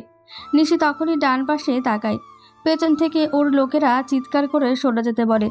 নিশি দেখে ট্রাকটা ওর খুব কাছে চলে এসেছে। সরে যাওয়ার কোনো উপায় নেই, নিশ্চিত মৃত্যু হবেই ভেবে চুপচাপ দাঁড়িয়ে রইল। যদিও আকস্মিক ভয়ে নিশি সরতেও পারে না। চিৎকার করে ওঠে নিশি। চোখ দুটো বন্ধ করে বাঁচাও বলতেই কে যেন খুব জোরে ধাক্কা দিয়ে একপাশে ফেলে দেয় নিশিকে। নিশির গা ভারী লাগছে, সে হয়তো মরে গেছে কল্পনা করতেই আরও কেঁপে ওঠে। কিন্তু এ কি, সবার কথা শোনা যাচ্ছে কিভাবে? তার মানে নিশি মরেনি? নিশি চমকে ওপরে উঠতে যায়, কিন্তু পারে না। একটা ভারী কিছু যেন ওর ওপরে পড়েছে। নিশি মনে মনে বলে, বেঁচে আছি কি সত্যি? তাহলে কি আমার উপরে গাড়ি এসে পড়েছে? এত ভারী কেন? কিন্তু নরমও তো আছে। গাড়ির কি চুল হয়? চুল সেন? গাড়ি কি শার্ট পরা? কেমন গাড়ি? নিশি জিসানদের কথা শুনতে পায়। চোখ মেলে তাকায় নিশি। সাদা আকাশ, তার মানে গাড়ির নিচে সে না। তাহলে কে ওর উপরে? তাকিয়ে দেখে একটা মানুষ। জিসান এসে উপরে থাকা মানুষটাকে টেনে তুলে অর্ধেক। নিশি দেখে যার জন্য সে অপেক্ষা করছিল সারাটা দিন, সেই ছেলেটা তো। নিশির ওপরে নিলয় পড়ে আছে, কিন্তু এ কি?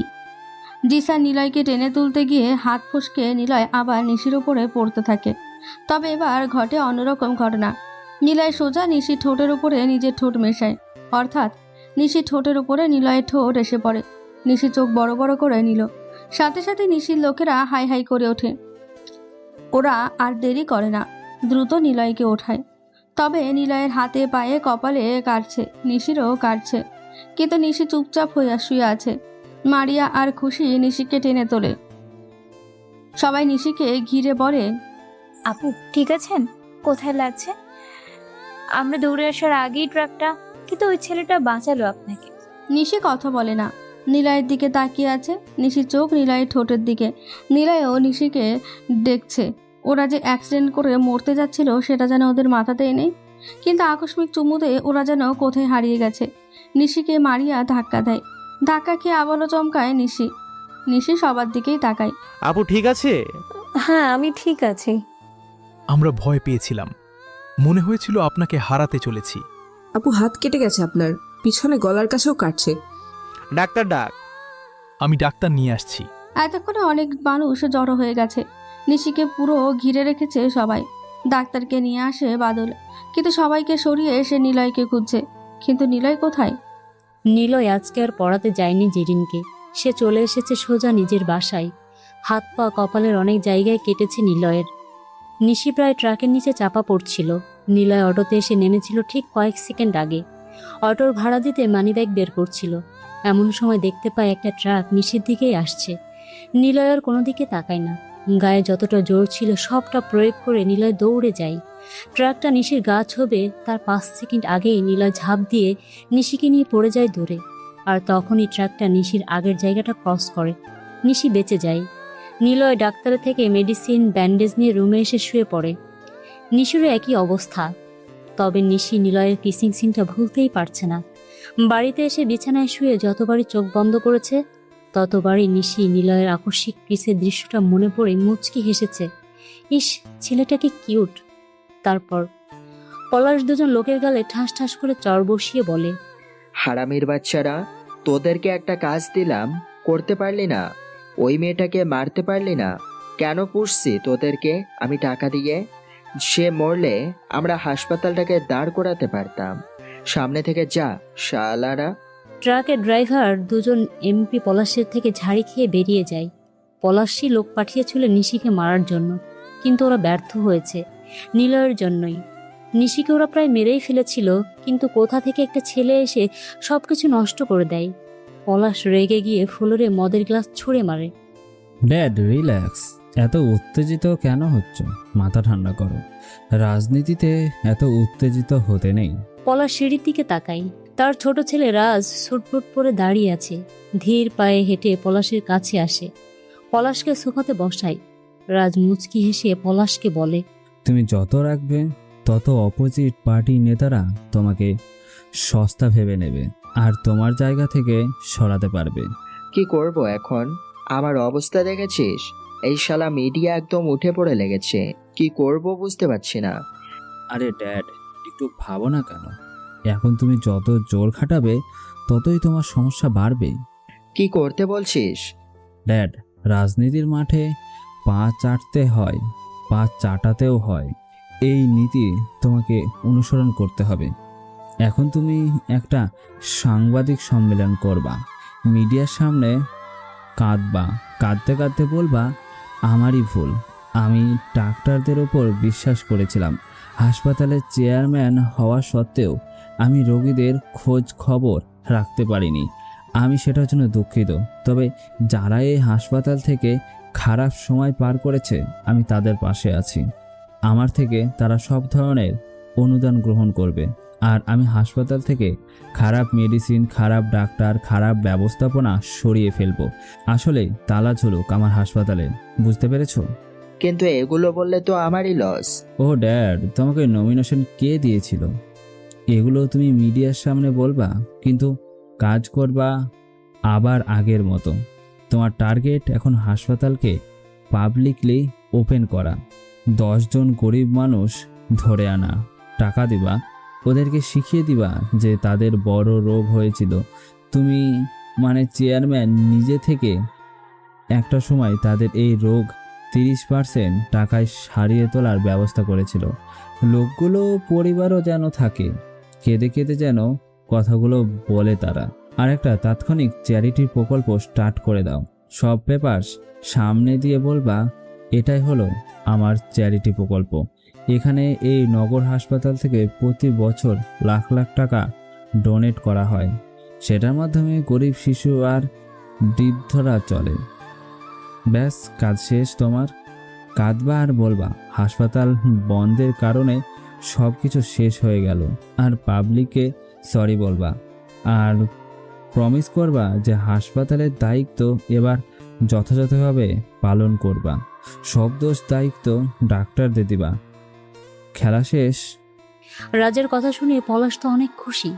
তার ছোট ছেলে সবার সামনে বোকাশোকাভাবে প্রেজেন্ট করলেও সে যে কত বড় বুদ্ধিমান তার প্রমাণ পলাশ বারবার পায়। পলাশ মুচকি হেসে রাজকে জড়িয়ে ধরে। ওর ছেলে যে কত বড় জিনিয়াস সেটা প্রমাণ করলো। পলাশের জায়গাতে ওর ছেলেকে বসালে সে পাক্কা একটা খেলোয়াড় হবে। পলাশ সবকিছু রেডি করতে থাকে। দেশে যতগুলো বড় ডোনেট সংস্থা আছে তাদের সাথে যোগাযোগ করে পলাশ। তাৎক্ষণিক তিনি মোটা অঙ্কের টাকা ডোনেট করে দেয় এবং সেসবের পেপারস হাতে নেয়। এবার নতুন কিছু শুরু করবে সে। নিলয় মোড়ে এসে নামলো। অটোর ভাড়া মিটিয়ে কাশেম মামার ফুচকার দোকান চোখে পড়ে।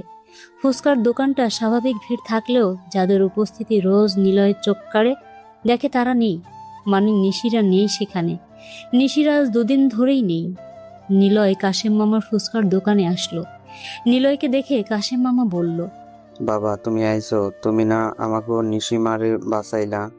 না মানে আসলে আমি না, আল্লাহ চেয়েছিল তাই হয়েছে। নিশিমা তোমারে তার বাসায় যেতে কইছে। আচ্ছা, সে কেমন আছে? দেখতে গেছিলাম, ভালা আছে। তবে হের মা বাসা থাইকা বের হইতে দিচ্ছে না কদিন, তার লাইগা সে এখানে আইতাছে না। ও আচ্ছা, ধন্যবাদ। নিলয় সেখান থেকে চলে আসে। সে হাঁটতে থাকে। তার স্টুডেন্টের বাড়ির সামনে আসে।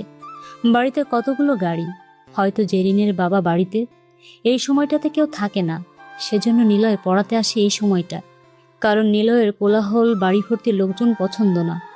নিলয়কে দেখে দারোয়ান গেট খুলে দেয়। তারপর মেইন দরজায় এসে কলিং বেল বাজায় সে। কিছু সময় পর খট করে দরজা খোলার শব্দ হয়। জেরিন দাঁড়ানো। নিলয়কে দেখে বলে, টিচার আপনি গতদিন আসেননি কেন? একটু কাজ ছিল। আচ্ছা ভেতরে আসেন, বাসায় আজকে বাবা আপু সবাই আছে। আচ্ছা। নিলয় ভেতরে আসে। সোফাতে জেরিনের বাবাকে বসে থাকতে দেখল। জেরিনের বাবা জেহানকে বসে দেখে পত্রিকা পড়ছে। নিলয় যে সামনে দাঁড়ায়। নিলয়কে দেখে বলে, আরে নিলয়, কেমন আছো? কখন আসলে? এইমাত্র স্যার। আচ্ছা বসো। না মানে স্যার, পড়ানোর পর কথা বলি। ও ওকে, ঠিক আছে, যাও তাহলে। নিলয় জেরিনের রুমে আসলো। জেরিন বই নিয়ে বসে আছে। নিলয় সামনের চেয়ারে বসে বলে, হোমওয়ার্ক কই? এই তো টিচার, এই নিন খাতা। এই কি, এটাতে মাত্র 5টা অঙ্ক কেন? আপনি তো বলেছেন যা হবে না তা রেখে দিতে, 5টা ছাড়া বাকি একটাও হবে না। হতো যদি কিছুটা ধারণা দিতে, বললাম নাম্বারটা দেন, তাহলে ফোন করে জেনে নিতে পারতাম। চুপ। কি রে, এখনো না খেয়ে বসে আছিস? তোকে দিয়ে যে কি করব আমি, সব সময় জ্বালাস। তোর আঙ্কেলের লাই পেয়ে পেয়ে একদম গোল্লায় গিয়েছে, দূর ভালো লাগে না। নিলয় জামিলা আন্টির চিৎকার শুনতে পায়। নিলয় সেদিকে তাকায়। চিৎকারটা পাশের রুম থেকে আসছে। নিলয় সেদিকে তাকাতেই বলে, মা আপুকে বকা দিচ্ছে, হাসি পায় আমার। আপু এত বড় হয়ে রোজ মায়ের কাছে বকা খায়, কানটানাও খায়। আপু একটুও মায়ের কথা শোনে না। মায়ের ইচ্ছে ছিল আপু চাকরি করবে, তা না করে। চুপ। তোমার আপুর বায়োডাটা শুনতে চাইছি। হোমওয়ার্ক করনি কেন? হাত দাও। হাত দিব? হাত ধরবেন? ইস। জেরিন হাত বাড়াতেই নিলয় তার ব্যাগ থেকে কাঠের স্কেল বের করে এক হাতে পরপর 5টা বাড়ি দেয়। জেরিন অবাক হয়ে গেছে। সে বুঝতে পারে এই টিচার অন্য টিচারদের মতো না। অন্য টিচার এসে জেরিনের সাথে ফ্লার্ট করত, কিন্তু নিলয় পুরো উল্টো। জেরিনের হাত লাল হয়ে গেছে। চোখ দিয়ে পানি পড়ছে। নিলয় কিছু বলতে যাবে তার আগেই পাশের রুম থেকে আবারও চিৎকার শুনতে পাই। উফ মা, খেতে ভালো লাগছে না, বকো কেন খালি? বাহিরে যাচ্ছি, থাকো তো। একদম পা কেটে রেখে দেব যদি বাইরে যাওয়ার নাম করেছিস। এত বড় অ্যাক্সিডেন্ট গেল, সে আবার বাইরে যাবে, থাপ্পড় চিনিস? মা ঠিক আছি তো আমি। আচ্ছা উঠোনে তো যেতে দিবা নাকি? উঠানে যা, কিন্তু 1 ঘন্টার মধ্যে ফিরে আসবি। যদি দেরি হয় তোর বাড়িতে ঢোকা বন্ধ। আচ্ছা। দরজা খোলার শব্দ হয়, কেউ একজন বেরিয়ে যায় বাহিরে। নিলয় দেখে জেরিনের রুমের দরজার পর্দার ওপাশে কেউ একজন হেঁটে চলে যায়। নিলয় জেরিনকে পড়াতে থাকে। আজকে নিলয় সুন্দর করে পড়াতে থাকে জেরিনকে, সব কিছু ভালোভাবে বুঝিয়ে দেয়। 1.5 ঘন্টা পড়ানোর পর নিলয় বের হয়। ড্রয়িং রুমে এসে দেখে জিহান সাহেব নেই। নিলয় দরজা খুলে বের হয়, কিন্তু তখনই কারোর সাথে ধাক্কা লাগে। নিলয় হাত বাড়িয়ে তার কোমর জড়িয়ে ধরে পড়া থেকে তাকে আটকায়। নিলয় তার মুখের দিকে তাকায়। নিলয় অবাক হয়, কারণ যাকে ধরেছে সে হলো একটা মেয়ে, আর নিলয় সেই মেয়েটাকে খুব ভালো করেই চেনে, কারণ মেয়েটা হলো নিশি। নিশিও নিলয়কে দেখে হতবাক, হা করে নিলয়ের দিকে তাকিয়ে আছে। নিলয় দরজার কি হলে এক হাত দিয়ে ধরে, আর এক হাত দিয়ে নিশিকে জড়িয়ে ধরে হেলে আছে। দুজনেই কল্পনাতে হারিয়ে যায় কোথাও। এভাবে প্রায় 1 মিনিট থাকার পর দুজনেই হুঁশে ফেরে। নিলয় নিশিকে সোজা করে দাঁড় করায়। দরজাটা ঠিক মতো আটকে দ্রুত পাশ কাটিয়ে চলে আসতে যাবে, এমন সময় নিশি পিছন থেকে ডাক দেয় নিলয়কে। ওই নিলয়, আপনি এখানে? আমাকে দেখতে আসছেন নাকি? নিলয় চমকে ওঠে, বুকের ভেতর কেমন কাঁপতে শুরু করেছে। একদিন আগে সে আকস্মিক চুমুর দৃশ্যটা চোখের সামনে ভাসতে থাকে। নিলয় লজ্জায় একদম চুপসে গিয়েছে, নিশির দিকে তাকাতেও পারে না। নিশি দ্রুত নিলয়ের সামনে এসে দাঁড়ায়। নিলয় নিশির দিক থেকে চোখ সরিয়ে নেয়। নিশি বলে, কি ব্যাপার, কথা বলেন না কেন? আর সেদিন কোথায় হারিয়েছিলেন? কত খুঁজলাম আপনাকে। আপনি ঠিক আছেন? কিছু হয়নি তো আপনার? আমি ঠিক ঠিক আছি। তোতলাচ্ছেন কেন? না মানে আসি, আমার কাজ আছে। যাবেন তো। তা বলেন এখানে কি করছেন? আমাকে দেখতে আসছেন? ঠিকানা কে দিল? কাশেম মামা নাকি আমার লোকেরা? না মানে আমি আপনাকে দেখতে দেখতে এসেছেন তাই তো? না না, তার মানে? মানে এটা কার বাড়ি? আপনি কি এখানে থাকেন? হ্যাঁ, এটা আমার বাড়ি। এই বাড়ির বড় মেয়ে আমি। কেন বলুন তো? না কিছু না। নিলয় আর দাঁড়ায় না, হন হন করে হেঁটে চলে যায়। নিশি নিলয়ের পালানো দেখে হেসে ফেলে। জামিলা বেগম নিচে আসে। নিশিকে উঠোনে গেটের দিকে তাকিয়ে দাঁড়িয়ে থাকতে দেখে বলে, এখানে দাঁড়িয়ে কি করছিস? আরে মা, আমাকে যে ছেলেটা অ্যাক্সিডেন্টের দিন বাঁচালো, সেই ছেলেটা আসছিল আমাকে দেখতে। কি বলিস? আমাকে ডাকলি না কেন? ছেলেটাকে ধন্যবাদ দিতে হবে। খালি মুখে চলে গেল কেন? তুইও না কি করিস, মানুষকে ঠিক মতো মূল্যায়ন করতে পারিস না। এই মা, তুমি খালি বকা দাও কেন? কিন্তু সে বাড়ির ভিতরে কি করছিল? আমি তাকে বাড়ির ভিতর থেকে বের হতে দেখলাম, ধাক্কা খাইলাম দরজায়। মানে আমি যখন ঢুকতে যাব তখন সে বের হচ্ছিল। কি করছিল ভিতরে? বাড়ির ভিতরে? তোর লোকেদেরও এখন বাড়ির ভিতরে আসতে বারণ করে দিয়েছি। তাহলে আর কে আসবে? কার অনুমতি আছে এখানে ঢোকার? তো আমি কি জানি? তুমি কার বার ঢুকতে বারণ করো, কে ঢোকে জানি না। আমাদের বাড়ির সবাই, আর জেরিনের টিচার তো ঢুকবে। জেরিনের টিচার? ওর জন্য টিচার কবে পেয়েছো? একদিনও তো বললে না। তোর সময় আছে নাকি বাড়িতে কি ঘটেছে সেটা জানার? যাই হোক, কাজ আছে আমার, তুই থাক তোর মতো। একটা কাজের নাই মেয়েটা। জামিলা বেগম চলে যায় এখান থেকে। নিশি কি করবে বুঝতে পারছে না। নিলয়ের কথা মনে পড়ছে। ছেলেটা বারবার তাকে সেভ করে। ছেলেটা বেশ অসাধারণ। সব টিভিতে একটা অ্যানিমেটেড মুভি দেখানো হচ্ছে। চ্যানেলগুলো নিয়ন্ত্রণ নিয়ে নিয়েছে অ্যানিমাস। সেই অ্যানিমেটেড সিনেমাতে দেখানো হচ্ছে একটা ছেলে তার মাকে রাস্তার পাশে বসিয়ে রেখেছে। মাটা অনেক অসুস্থ। ছেলেটা ছোট, 10 বছর বয়স। অসুস্থ মাকে ল্যাম্পপোস্টের নিচে রেখে ডাস্টবিনের দিকে এগিয়ে যায় সে। অনেক মানুষ হেঁটে যায়, সবাই ছেলেটার দিকে তাকায়। ছেলেটা ডাস্টবিন থেকে খাবার কুড়িয়ে আনে, কিন্তু সেটা পচা বাসি খাবার।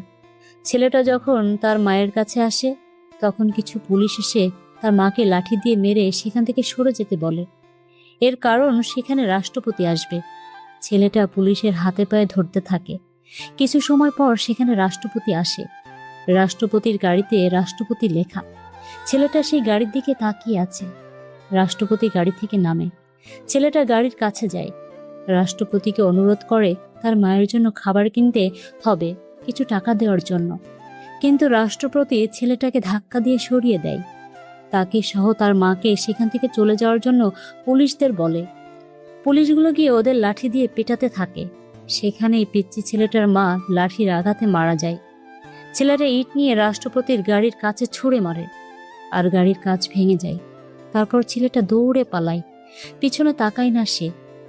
এরপর হঠাৎ টিভির স্ক্রিন কেমন ঝিরঝির করে ওঠে কয়েকবার। তারপর হঠাৎ করে স্ক্রিনে অ্যানিমাসকে চলে আসতে দেখে। সবাই ভয় পায়। অ্যানিমাস স্ক্রিনে এসে বলে, A devil who lost paradise at the beginning of creation because of his arrogance. Devil has come to make people devil. Now I have become a devil too, so my name is Animus. Live চলছে টিভিতে। অ্যানিমাস বসে আছে তার পিসির সামনে। স্ক্রিনের একপাশে কর্ণফুলী ব্যাংকের দৃশ্য। মেইন স্ক্রিনে ব্যাংকের অনলাইন সব ডেটা অ্যানিমাস তার কাছে নিয়ে নিয়েছে। ব্যাংকের ম্যানেজার, মালিক, এমনকি যাদের অ্যাকাউন্ট আছে সবাই টিভিতে লাইভ দেখছে, কিন্তু কেউ কিছু করতে পারছে না। অ্যানিমাস থামে, সবার উদ্দেশ্যে বলে, ভাবছেন কারেন্ট অফ করে দিয়ে আমার হ্যাক বন্ধ করবেন? নো, সেটা কখনো পারবেন না, কারণ আমার কাছে আলো থাকবেই। হ্যাক করে সেটাও আমি বিদ্যুৎ উৎপন্ন করে হ্যাক করছি। অ্যানিমাসের পাগলামি দেখতে থাকে। মাত্র 10 মিনিটের ভেতরে কর্ণফুলী ব্যাংকের সব অনলাইন অ্যাকাউন্টের অ্যাক্সেস অ্যানিমাসের কাছে চলে আসে। অ্যানিমাস একটা অ্যাকাউন্টের উপরে এসে থামে। সেই অ্যাকাউন্ট নাম্বারটা সবার সামনে দেখায়।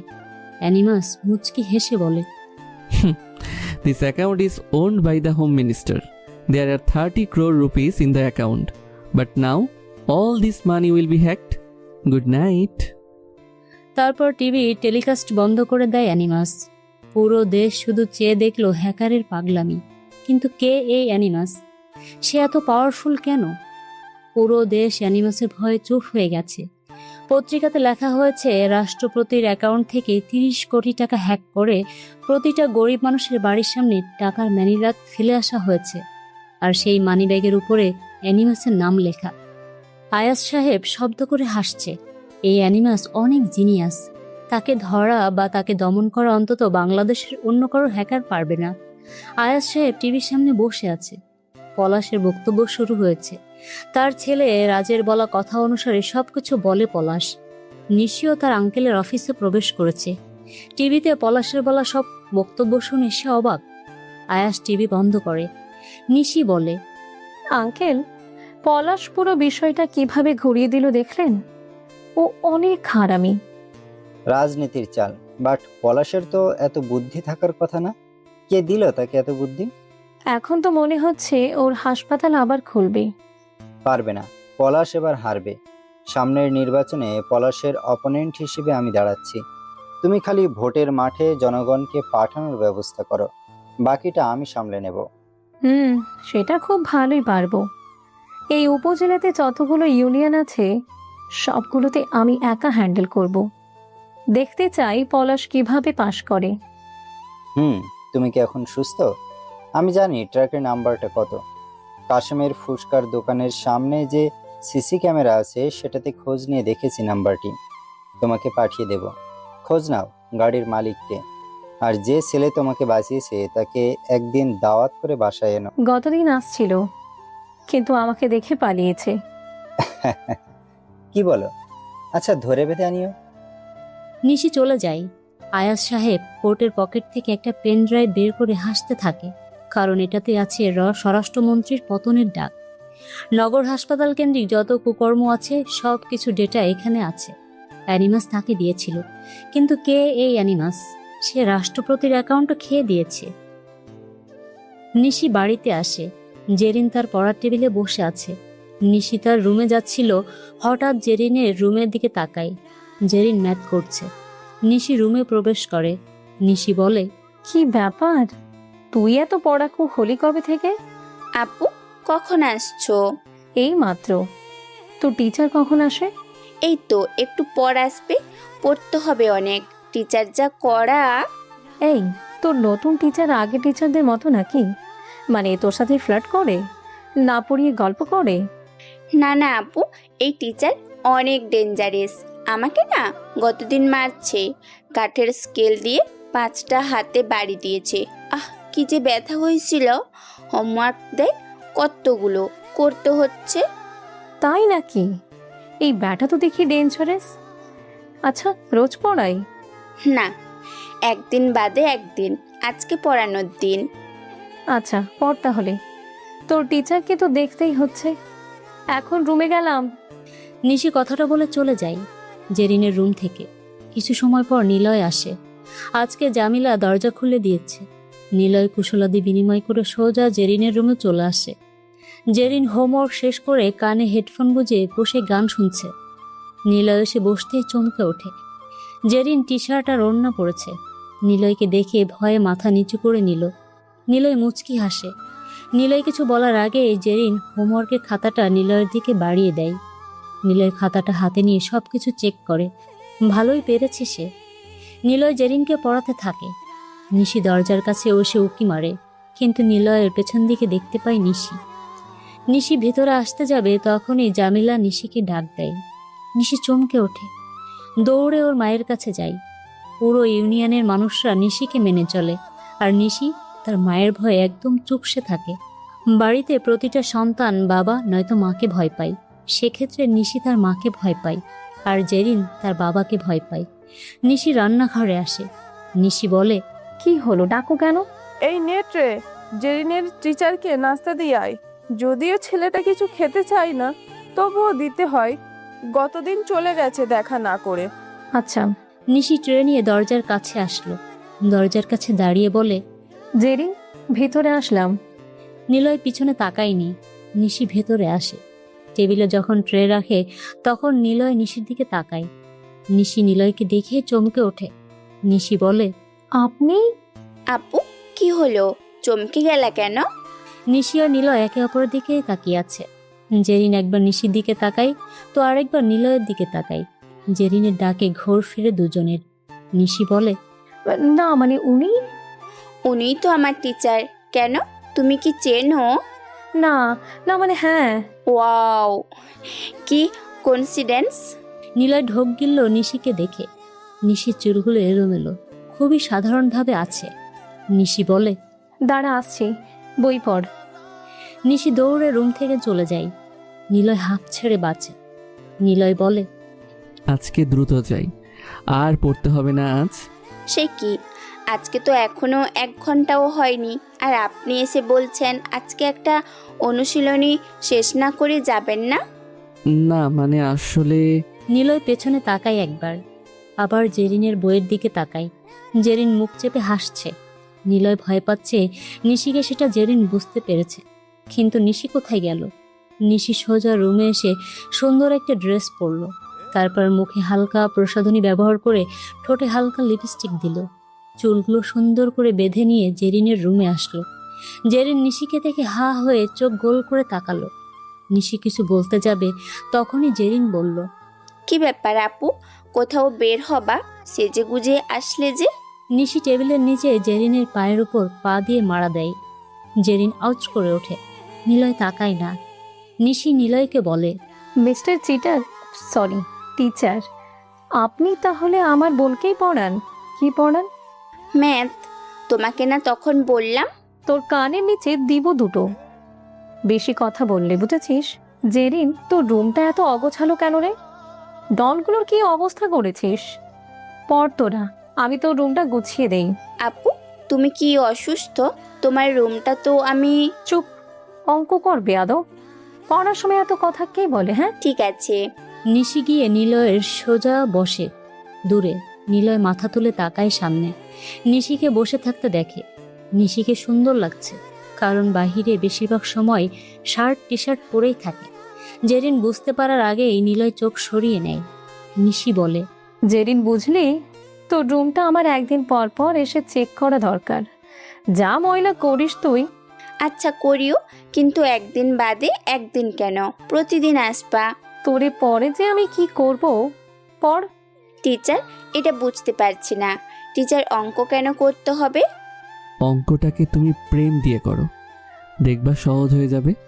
মানে যে সাবজেক্টেই পড়ো না কেন সেই সাবজেক্টের প্রতি প্রেম দিতে হবে, ভালোবাসা দিতে হবে। তাহলে কি টিচার সাহেব, প্রেম কি? জানি না। এই নিলয়, কি ব্যাপার নিশি, তুই এইখানে? আর এমন সেজেগুজে এখানে কি করিস? জামিলা বেগম নিলয়কে খাবার খেয়ে যেতে বলার জন্য আসে। নিশিকে দেখে প্রশ্নটা করলো। নিশি থতমত খেয়ে উঠে দাঁড়ায়। বাহিরে যাব, জেরিনের কাছে আইলাইনার আছে কি না সেটা নিতে আসছিলাম। ওহ, তাহলে যা, সন্ধ্যার ভিতরে ফিরবি। আচ্ছা। ও নিলয়, মাংস রাঁধছি, খেয়ে যাবা একেবারে, দেখা না করে পালাবে না বলে দিলাম। মা, আমি পরে যাব বাহিরে, না হয় কালকে যাব, এখন বেরোতে ইচ্ছে করছে না। তাহলে বাইরে আয়, ওরা পড়ছে পড়ুক। মা, জেরিনের টিচারের বেতন কত? সেটা জানি না, তোর বাবা জানে। এই টিচারের কাছে জেরিন দেখছি ভালোই পড়ছে। আমার একটু পরপর খোঁজ নিতে হবে জেরিন কেমন পড়ছে। ও যে কি পরিমাণ ফাঁকিবাজ হয়েছে জানো না, একটু সুযোগ পেলেই টিচারকে বলছে ছুটি দেন ছুটি দেন।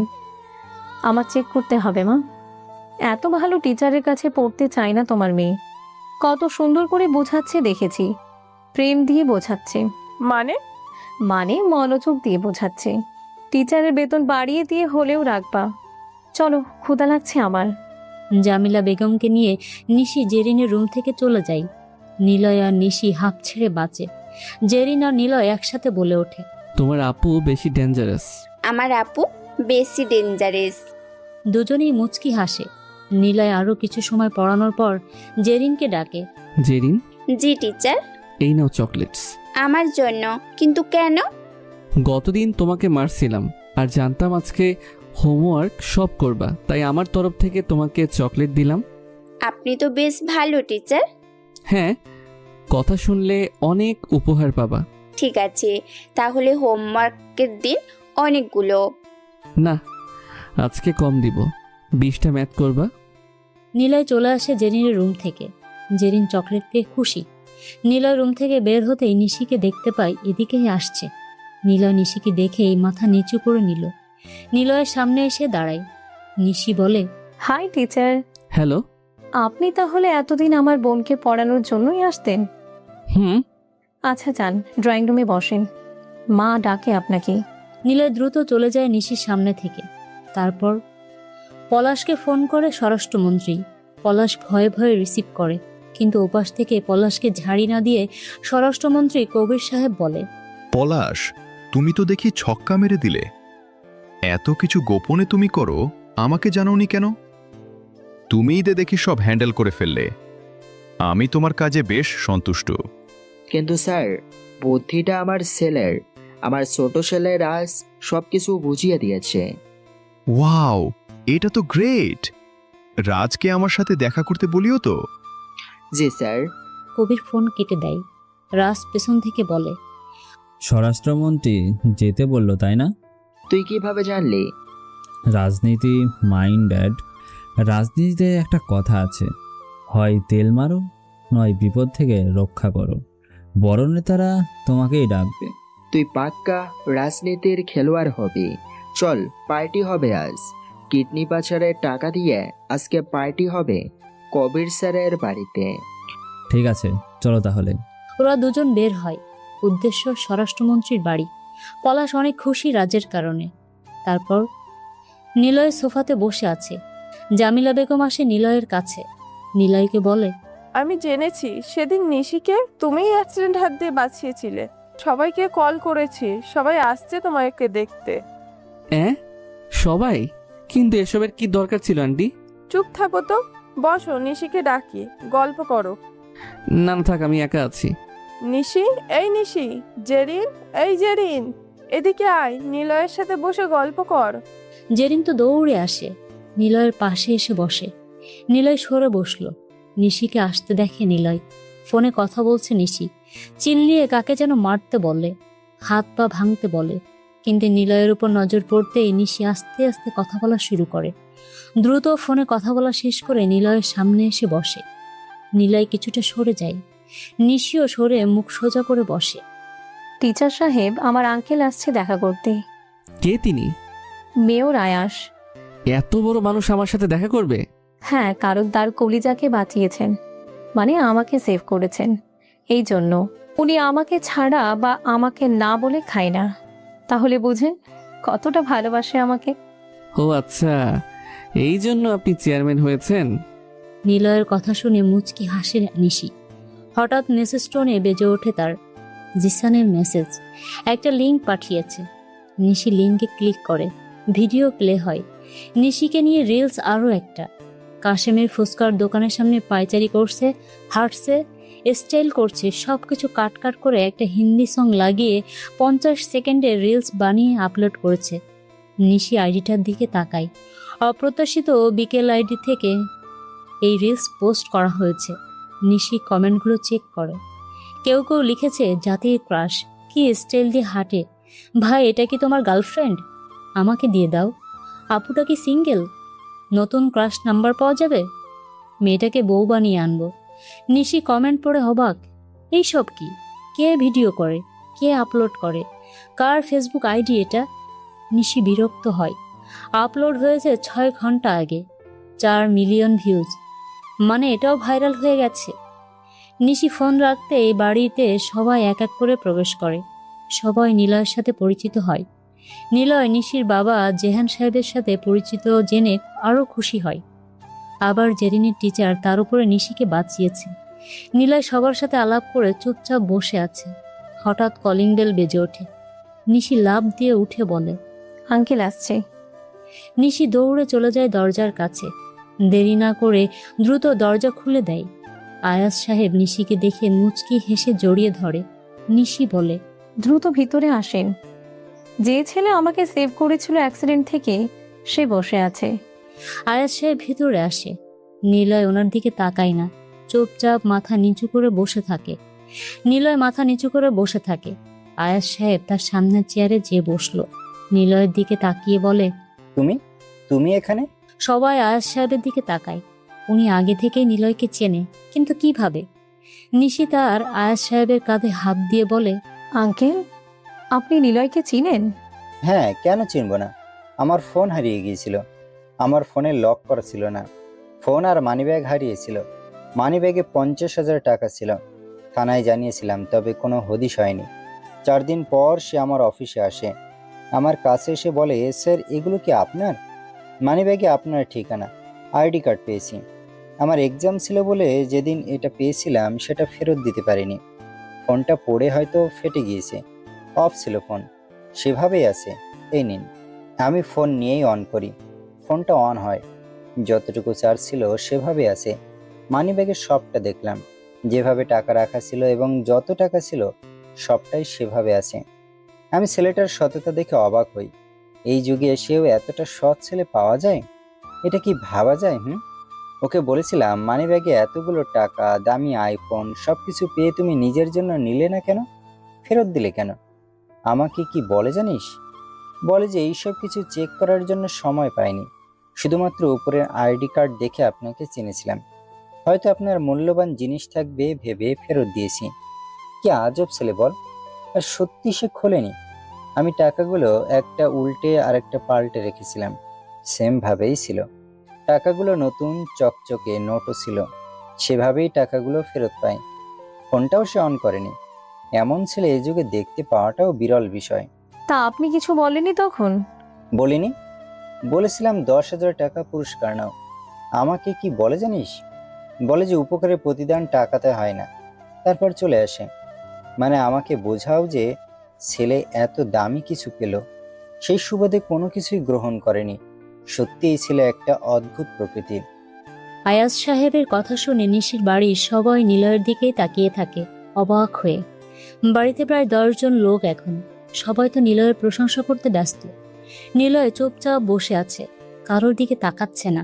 জামিলা বলে, সেদিন টেবিলে আমি 1,000 টাকার নোট রেখে একটু রান্নাঘরে গিয়েছিলাম, দেখলাম বাতাসে উড়ে দরজার কাছে চলে গেছে।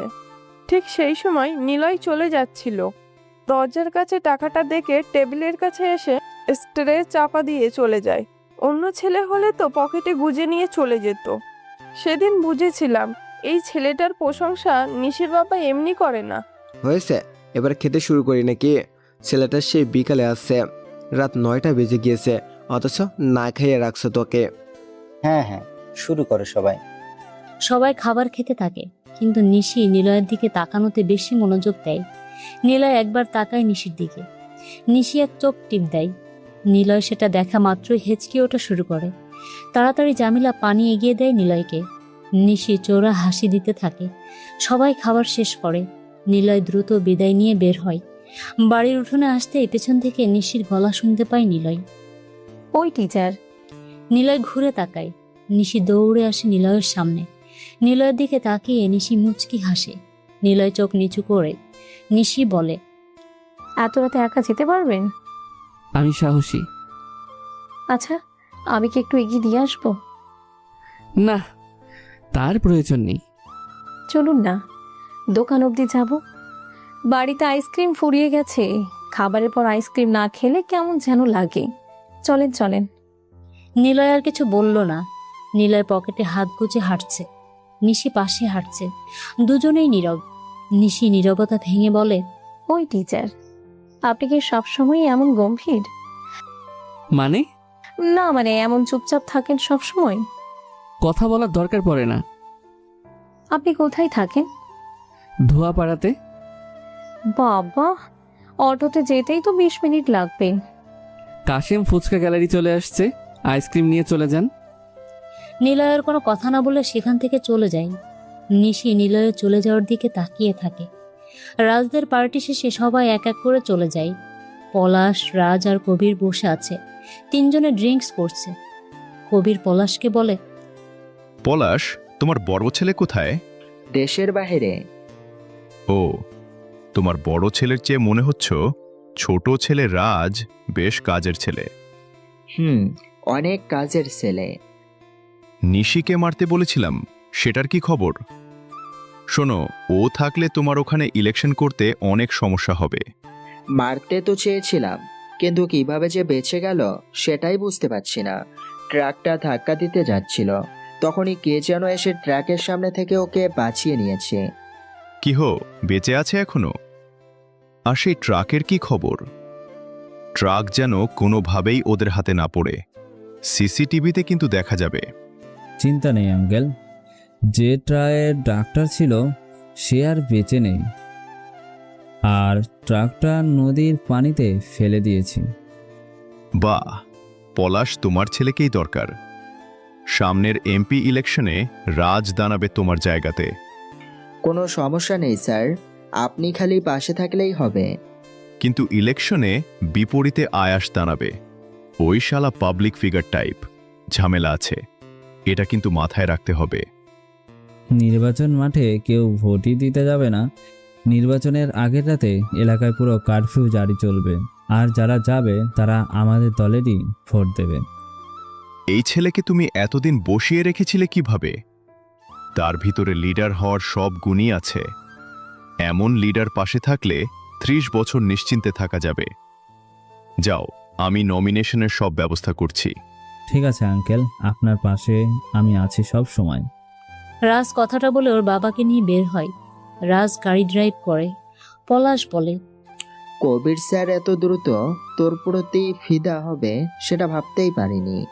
এটা তো হওয়ারই ছিল। সামনে এমপি হতে যাচ্ছিস, অল্প বয়স, এত জলদি রাজনীতিতে আসবি, সামলাতে পারবি তো? ড্যাড, আমি এমপি হতে নয়, রাজনীতিতে আসব তোমার কবির স্যারের জায়গাটা নিতে, মানে স্বরাষ্ট্রমন্ত্রী হব। কি, ওই নেশা কি তোর হয়ে গেছে বেশি? নো ড্যাড, সময় হোক বুঝতে পারবা। এখন ঠিক মতো বসো।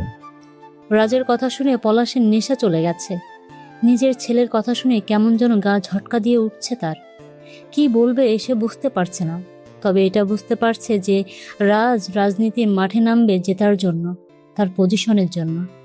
রাষ্ট্রপতি দেশের সব জেলা থেকে বড় বড় পুলিশ কর্মকর্তা ও সাইবার সিকিউরিটি টিমের হেড মেম্বারদের ডেকেছে। সবার উদ্দেশ্যে বলে, কি করছেন আপনারা? কোথা থেকে এলো এই অ্যানিমাস? কে সে?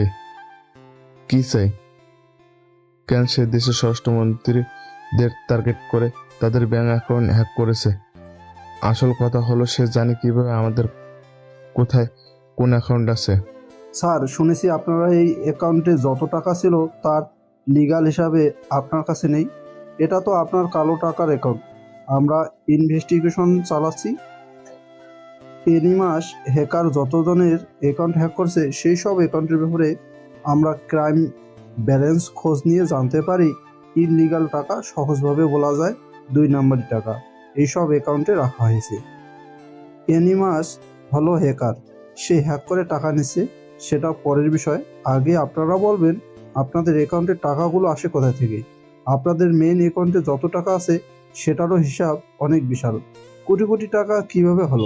ফারাদ সাহেব চুপচাপ হয়ে গেছে, কি বলবে বুঝতে পারছে না। অ্যানিমাস তো এটাই চেয়েছে, সে যতই টাকা হাতিয়ে নিক কিন্তু কেউ ওর বিরুদ্ধে বলতে পারবে না। ক্রাইম ব্রাঞ্চের হেড শুভম রায় কতগুলো প্রশ্ন ফারাদ সাহেবের সামনে দাঁড় করিয়েছে, কিন্তু ফারাদ চুপচাপ। ইশারায় শুভমকে বলে, শালা একবার তোকে একে পেয়ে নি। ফারাদ সাহেব বলে, সবাই অ্যানিমাসকে খুঁজে বের করো, যাও মিটিং শেষ। সবাই চলে যায়, কিন্তু শুভমকে ডাকে ফারাদ। স্বরাষ্ট্রমন্ত্রীর সামনে এসে দাঁড়ায় শুভম। দুজন গার্ড এসে শুভমকে পিটায়। ফারাদ কাছে এসে বলে, কুত্তা আর আমি আমার বিরুদ্ধে প্রশ্ন করিস, তোর সাহস কে দিয়েছে? তোকে মেরে ফেলবো আমি। স্যার প্লিজ মারবেন না, আমি এসব বলতে চাইনি, আমি তো কিছুই জানতাম না। ওই কুত্তার বাচ্চা, জানিস না মানে? তুই না জানলে এমন প্রশ্ন সবার সামনে কেন করেছিস? ওই থামছিস কেন? মার শালারে। স্যার আমি সব বলছি, আমাকে মারবেন না। কি বলবি? স্যার ও আমাকে বলাতে বাধ্য করেছে, স্যার প্লিজ মারবেন না। আরে কে সে? ওই হ্যাকার অ্যানিমাস। সে আমার সব সিক্রেট জানে, আমার ফোন, আমার কম্পিউটার, আমার পার্সোনাল তথ্য, আমার আর আমার ওয়াইফের মধ্যকার পার্সোনাল ভিডিও, আমার bank account, mobile banking account, সব কিছু অ্যানিমাস জানে। সে আমাকে সবার সামনে এসব কিছু বলতে বলেছে। যদি আমি না বলতাম সে এসব কিছু ভাইরাল করে দিত।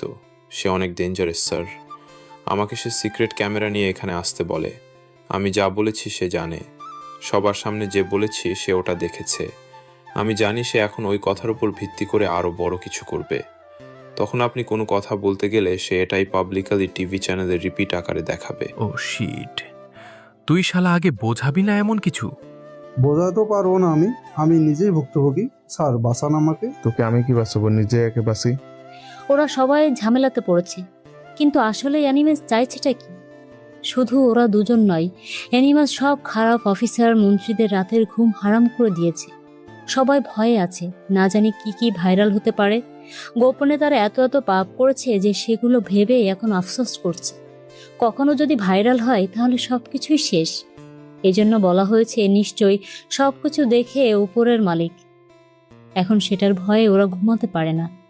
নিশি কাশেম মামার ফুচকার দোকানে বসে আছে, ওর সব লোকেরাও আছে। সেই ট্রাকের কোনো খোঁজ পায়নি কেউ। 3-4 দিন পর নিশি আবারও ওই আগের জায়গাতে এসেছে। একটা বাইক আসলো সেখানে। বাইক থেকে একটা ছেলে নামে, দেখতে সুদর্শনও বেশ। দোকানের ভেতরে সে একটা টেবিলে বসলো, মাংসের চাপ অর্ডার দিয়ে ফোন চাপছে। গায়ে স্যুট বুট পরা, সবাই ছেলেটার দিকে তাকিয়ে আছে। জিসান নিশির কানের কাছে এসে মুখ নিয়ে বলে, এটা রাজ, এমপি পলাশের ছোট ছেলে, কিন্তু সে এখানে কেন? এটাই রাজ? আচ্ছা দেখতে দে। দেখতে কিন্তু হেপি, ক্রাশ খেয়ে গেলাম। আহ, বেশি কথা বলিস না তো। কেন, এটা কি আপনি নিবেন? কাশেম প্লেটে চপ নিয়ে রাজের সামনে আসে। রাজকে বলে, বাবা তুমি আমাকে এমপি স্যারের পোলা না? হ্যাঁ আঙ্কেল, আপনি আমায় জানেন? হ্যাঁ জানি, তোমার বাবার লগে দেখছিলাম টিভিতে। ও, আসলে বাবার রাজনীতির সাথে আমার কোনো সম্পর্ক নেই, কিন্তু উনি তো এইসব নিয়ে ব্যস্ত থাকে, তাই মাঝে মাঝে ওনার কাজের মধ্যে আসতে হয়। তুমি আমার এই গরিব দোকানে আইছো, এসব খাবার খাইয়া তোমার খারাপ লাগবো না? কি যা বলেন না চাচা, আমার কাজে গরিব ধনী বলে কিছু নেই। আমরা তো সবাই মানুষ, আর প্রতিটা মানুষ বেঁচে থাকার জন্য তো সংগ্রাম করে, কাজ করে।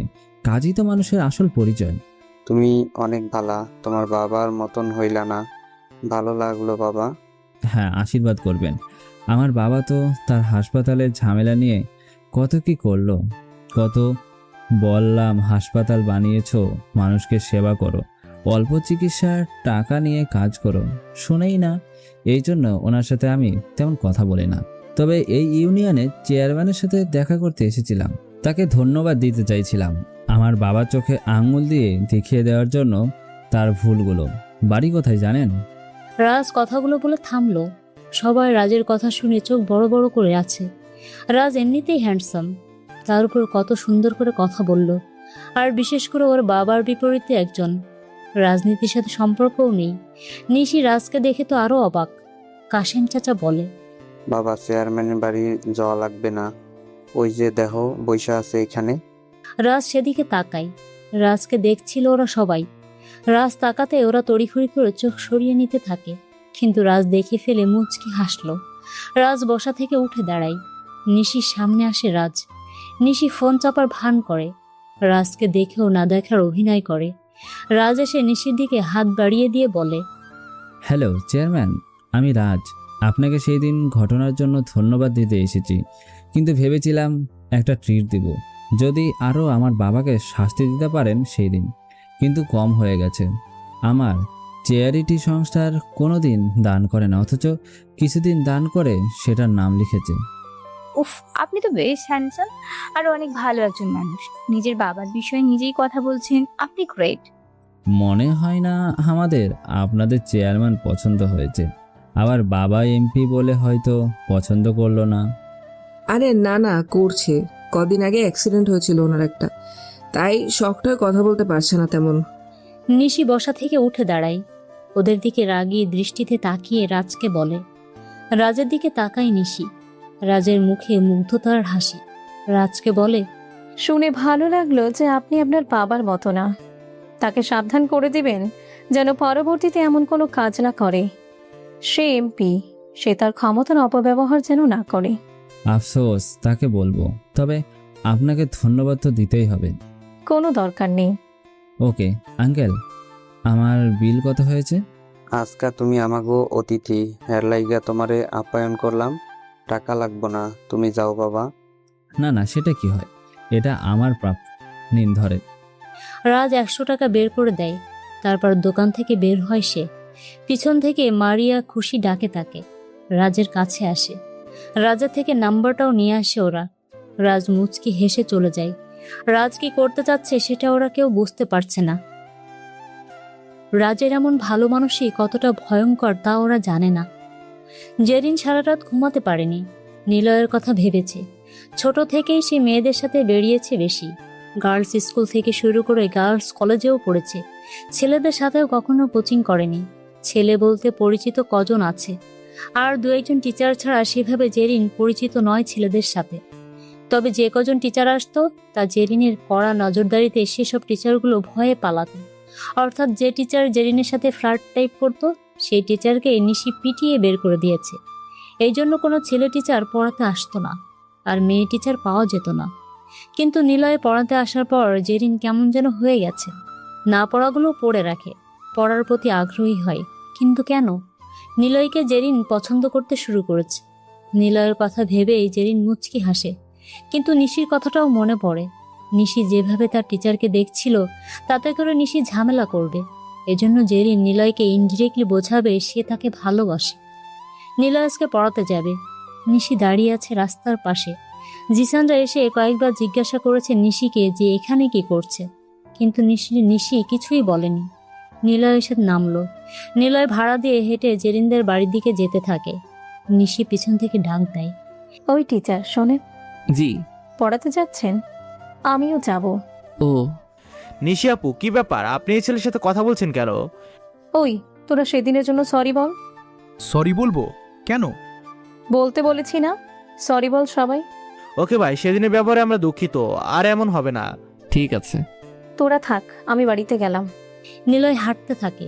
পিছন থেকে নিশি হাত টেনে ধরল ওর। সবাই ঘিরে ধরে। কি ব্যাপার আপু, কাহিনী কি? সত্যি করে বলো তো, ছেলেটার কাছে আমাদের সরি বললে তোমার আর কাহিনী তো অন্যরকম লাগছে। আরে ওই ছেলেটা আমার বোন জেরিনকে পড়ায়, এ জন্যই। যদি বাসায় আমাকে নিয়ে বিচার যদি দেয় তাই সবকিছু ঠিক করে নিচ্ছি। সেটা তো বুঝলাম, কিন্তু তুমি এখানে এসে ওর জন্য দাঁড়িয়েছিলে? না না, আমি কেন দাঁড়িয়ে থাকবো? আমার এমনি কাজ ছিল। তা সেই কাজ শেষ হয়ে গেছে? তোরা সর, এখন বাড়িতে যেতে হবে। বাড়িতে মানে? ও টিচার বাড়িতে যাচ্ছে বলে তাই বাড়িতে যাবা? উফ, তোরা এত প্রশ্ন কেন করিস? তোরা সর তো। আমি জানি তোমার কাজ কি ছিল, টিচারের জন্য অপেক্ষা করা। তোমার লজ্জা করে না বড় বোন হয়ে ছোট বোনের টিচারের সাথে লাইন মারতে? এ চুপ থাক, থাক তো। নিশি ওদের থেকে এক প্রকার দৌড়ে চলে আসে। পিছন থেকে ওরা হাসতে থাকে। হাসতে হাসতে ওরা সবাই একসাথে বলে, কি হলো আপু, চুপচাপ কেন? ও জানে তুমি ওরে লাইন মারছো? তা নিশি পিছনে তাকিয়ে ঘুষি দেখিয়ে দৌড়ে চলে আসে। নিলয় প্রায় বাড়িতে ঢুকবে, নিশি তখন হাঁপাতে হাঁপাতে নিলয়ের পাশে এসে দাঁড়ায়। নিশির মুখটা ঘেমে গেছে, কপালে বিন্দু বিন্দু ঘাম জমেছে, ঠোঁটের উপর নাকের উপর ঘাম জমেছে, যেটা দেখে নিলয় যেন কথা শূন্যতে ভোগে। কতটা সুন্দর দেখাচ্ছে নিশিকে। নিলয় বেশিক্ষণ তাকিয়ে থাকতে সাহস পায় না, তাড়াতাড়ি চোখ সরিয়ে বলে, কিছু বলবেন? আপনার সাথে আমার কিছু কথা আছে। জি বলুন। আজকে না, 8 দিন পর বলবো, মানে ডিসেম্বরে 25 তারিখে বলবো। আজকে তো 17 তারিখ। আচ্ছা। ও হ্যাঁ, ওই দিন কিন্তু আপনি আমাদের বাসায় আসবেন, ইনভাইট রইল। যদি না আসেন তাহলে আপনার বাসা থেকে তুলে নিয়ে আসবো কিন্তু। আসবো। নিলয় ভেতরে প্রবেশ করে, নিশি বাহিরে দাঁড়িয়ে থাকে। নিলয় সোজা জেরিনের রুমে আসলো। জেরিনের দিকে তাকায় নিলয়। জেরিন বেশ সেজে গুজেই পড়তে বসেছে। নিলয় বলল, পড়া শেষে কি কোথাও যাবা? না তো টিচার। কেন? না এমনি। ওহ, এভাবে পড়তে এসেছি তাই। না মানে ইচ্ছে হলো আর কি। টিচার, এই অঙ্কটা বুঝতে পারছি না। জেরিন খাতা বাড়িয়ে দেওয়ার সময় নিলয়ের হাত স্পর্শ করে। জেরিন যেটা ইচ্ছে করেই করেছে সেটা নিলয় কিছুটা বুঝতে পারে, কিন্তু নিলয় কিছু বলে না। জেরিনকে অঙ্ক বুঝিয়ে দেয়। পড়া শেষ করে নিলয় যখন চলে আসবে তখন জেরিন ডাক দেয়, টিচার। হ্যাঁ। মাঝে মাঝে অঙ্ক বুঝতে অনেক সমস্যা হয়, আপনার হোয়াটসঅ্যাপ নাম্বার পেলে অনেক ভালো হতো। আচ্ছা। নিলয় এসে জেরিনের খাতায় নাম্বার লিখে চলে যায়। জেরিন সাথে সাথে ফোন এনে নাম্বারটা সেভ করে হোয়াটসঅ্যাপে চেক দেয়। নিলয়ের নাম্বারটা হোয়াটসঅ্যাপে শো করতেই মুচকি হাসতে থাকে জেরিন। একটা ভৌতিক ফটো দেওয়ার ডিপিতে আইডি নাম লেখা মিস্টার নিলয়।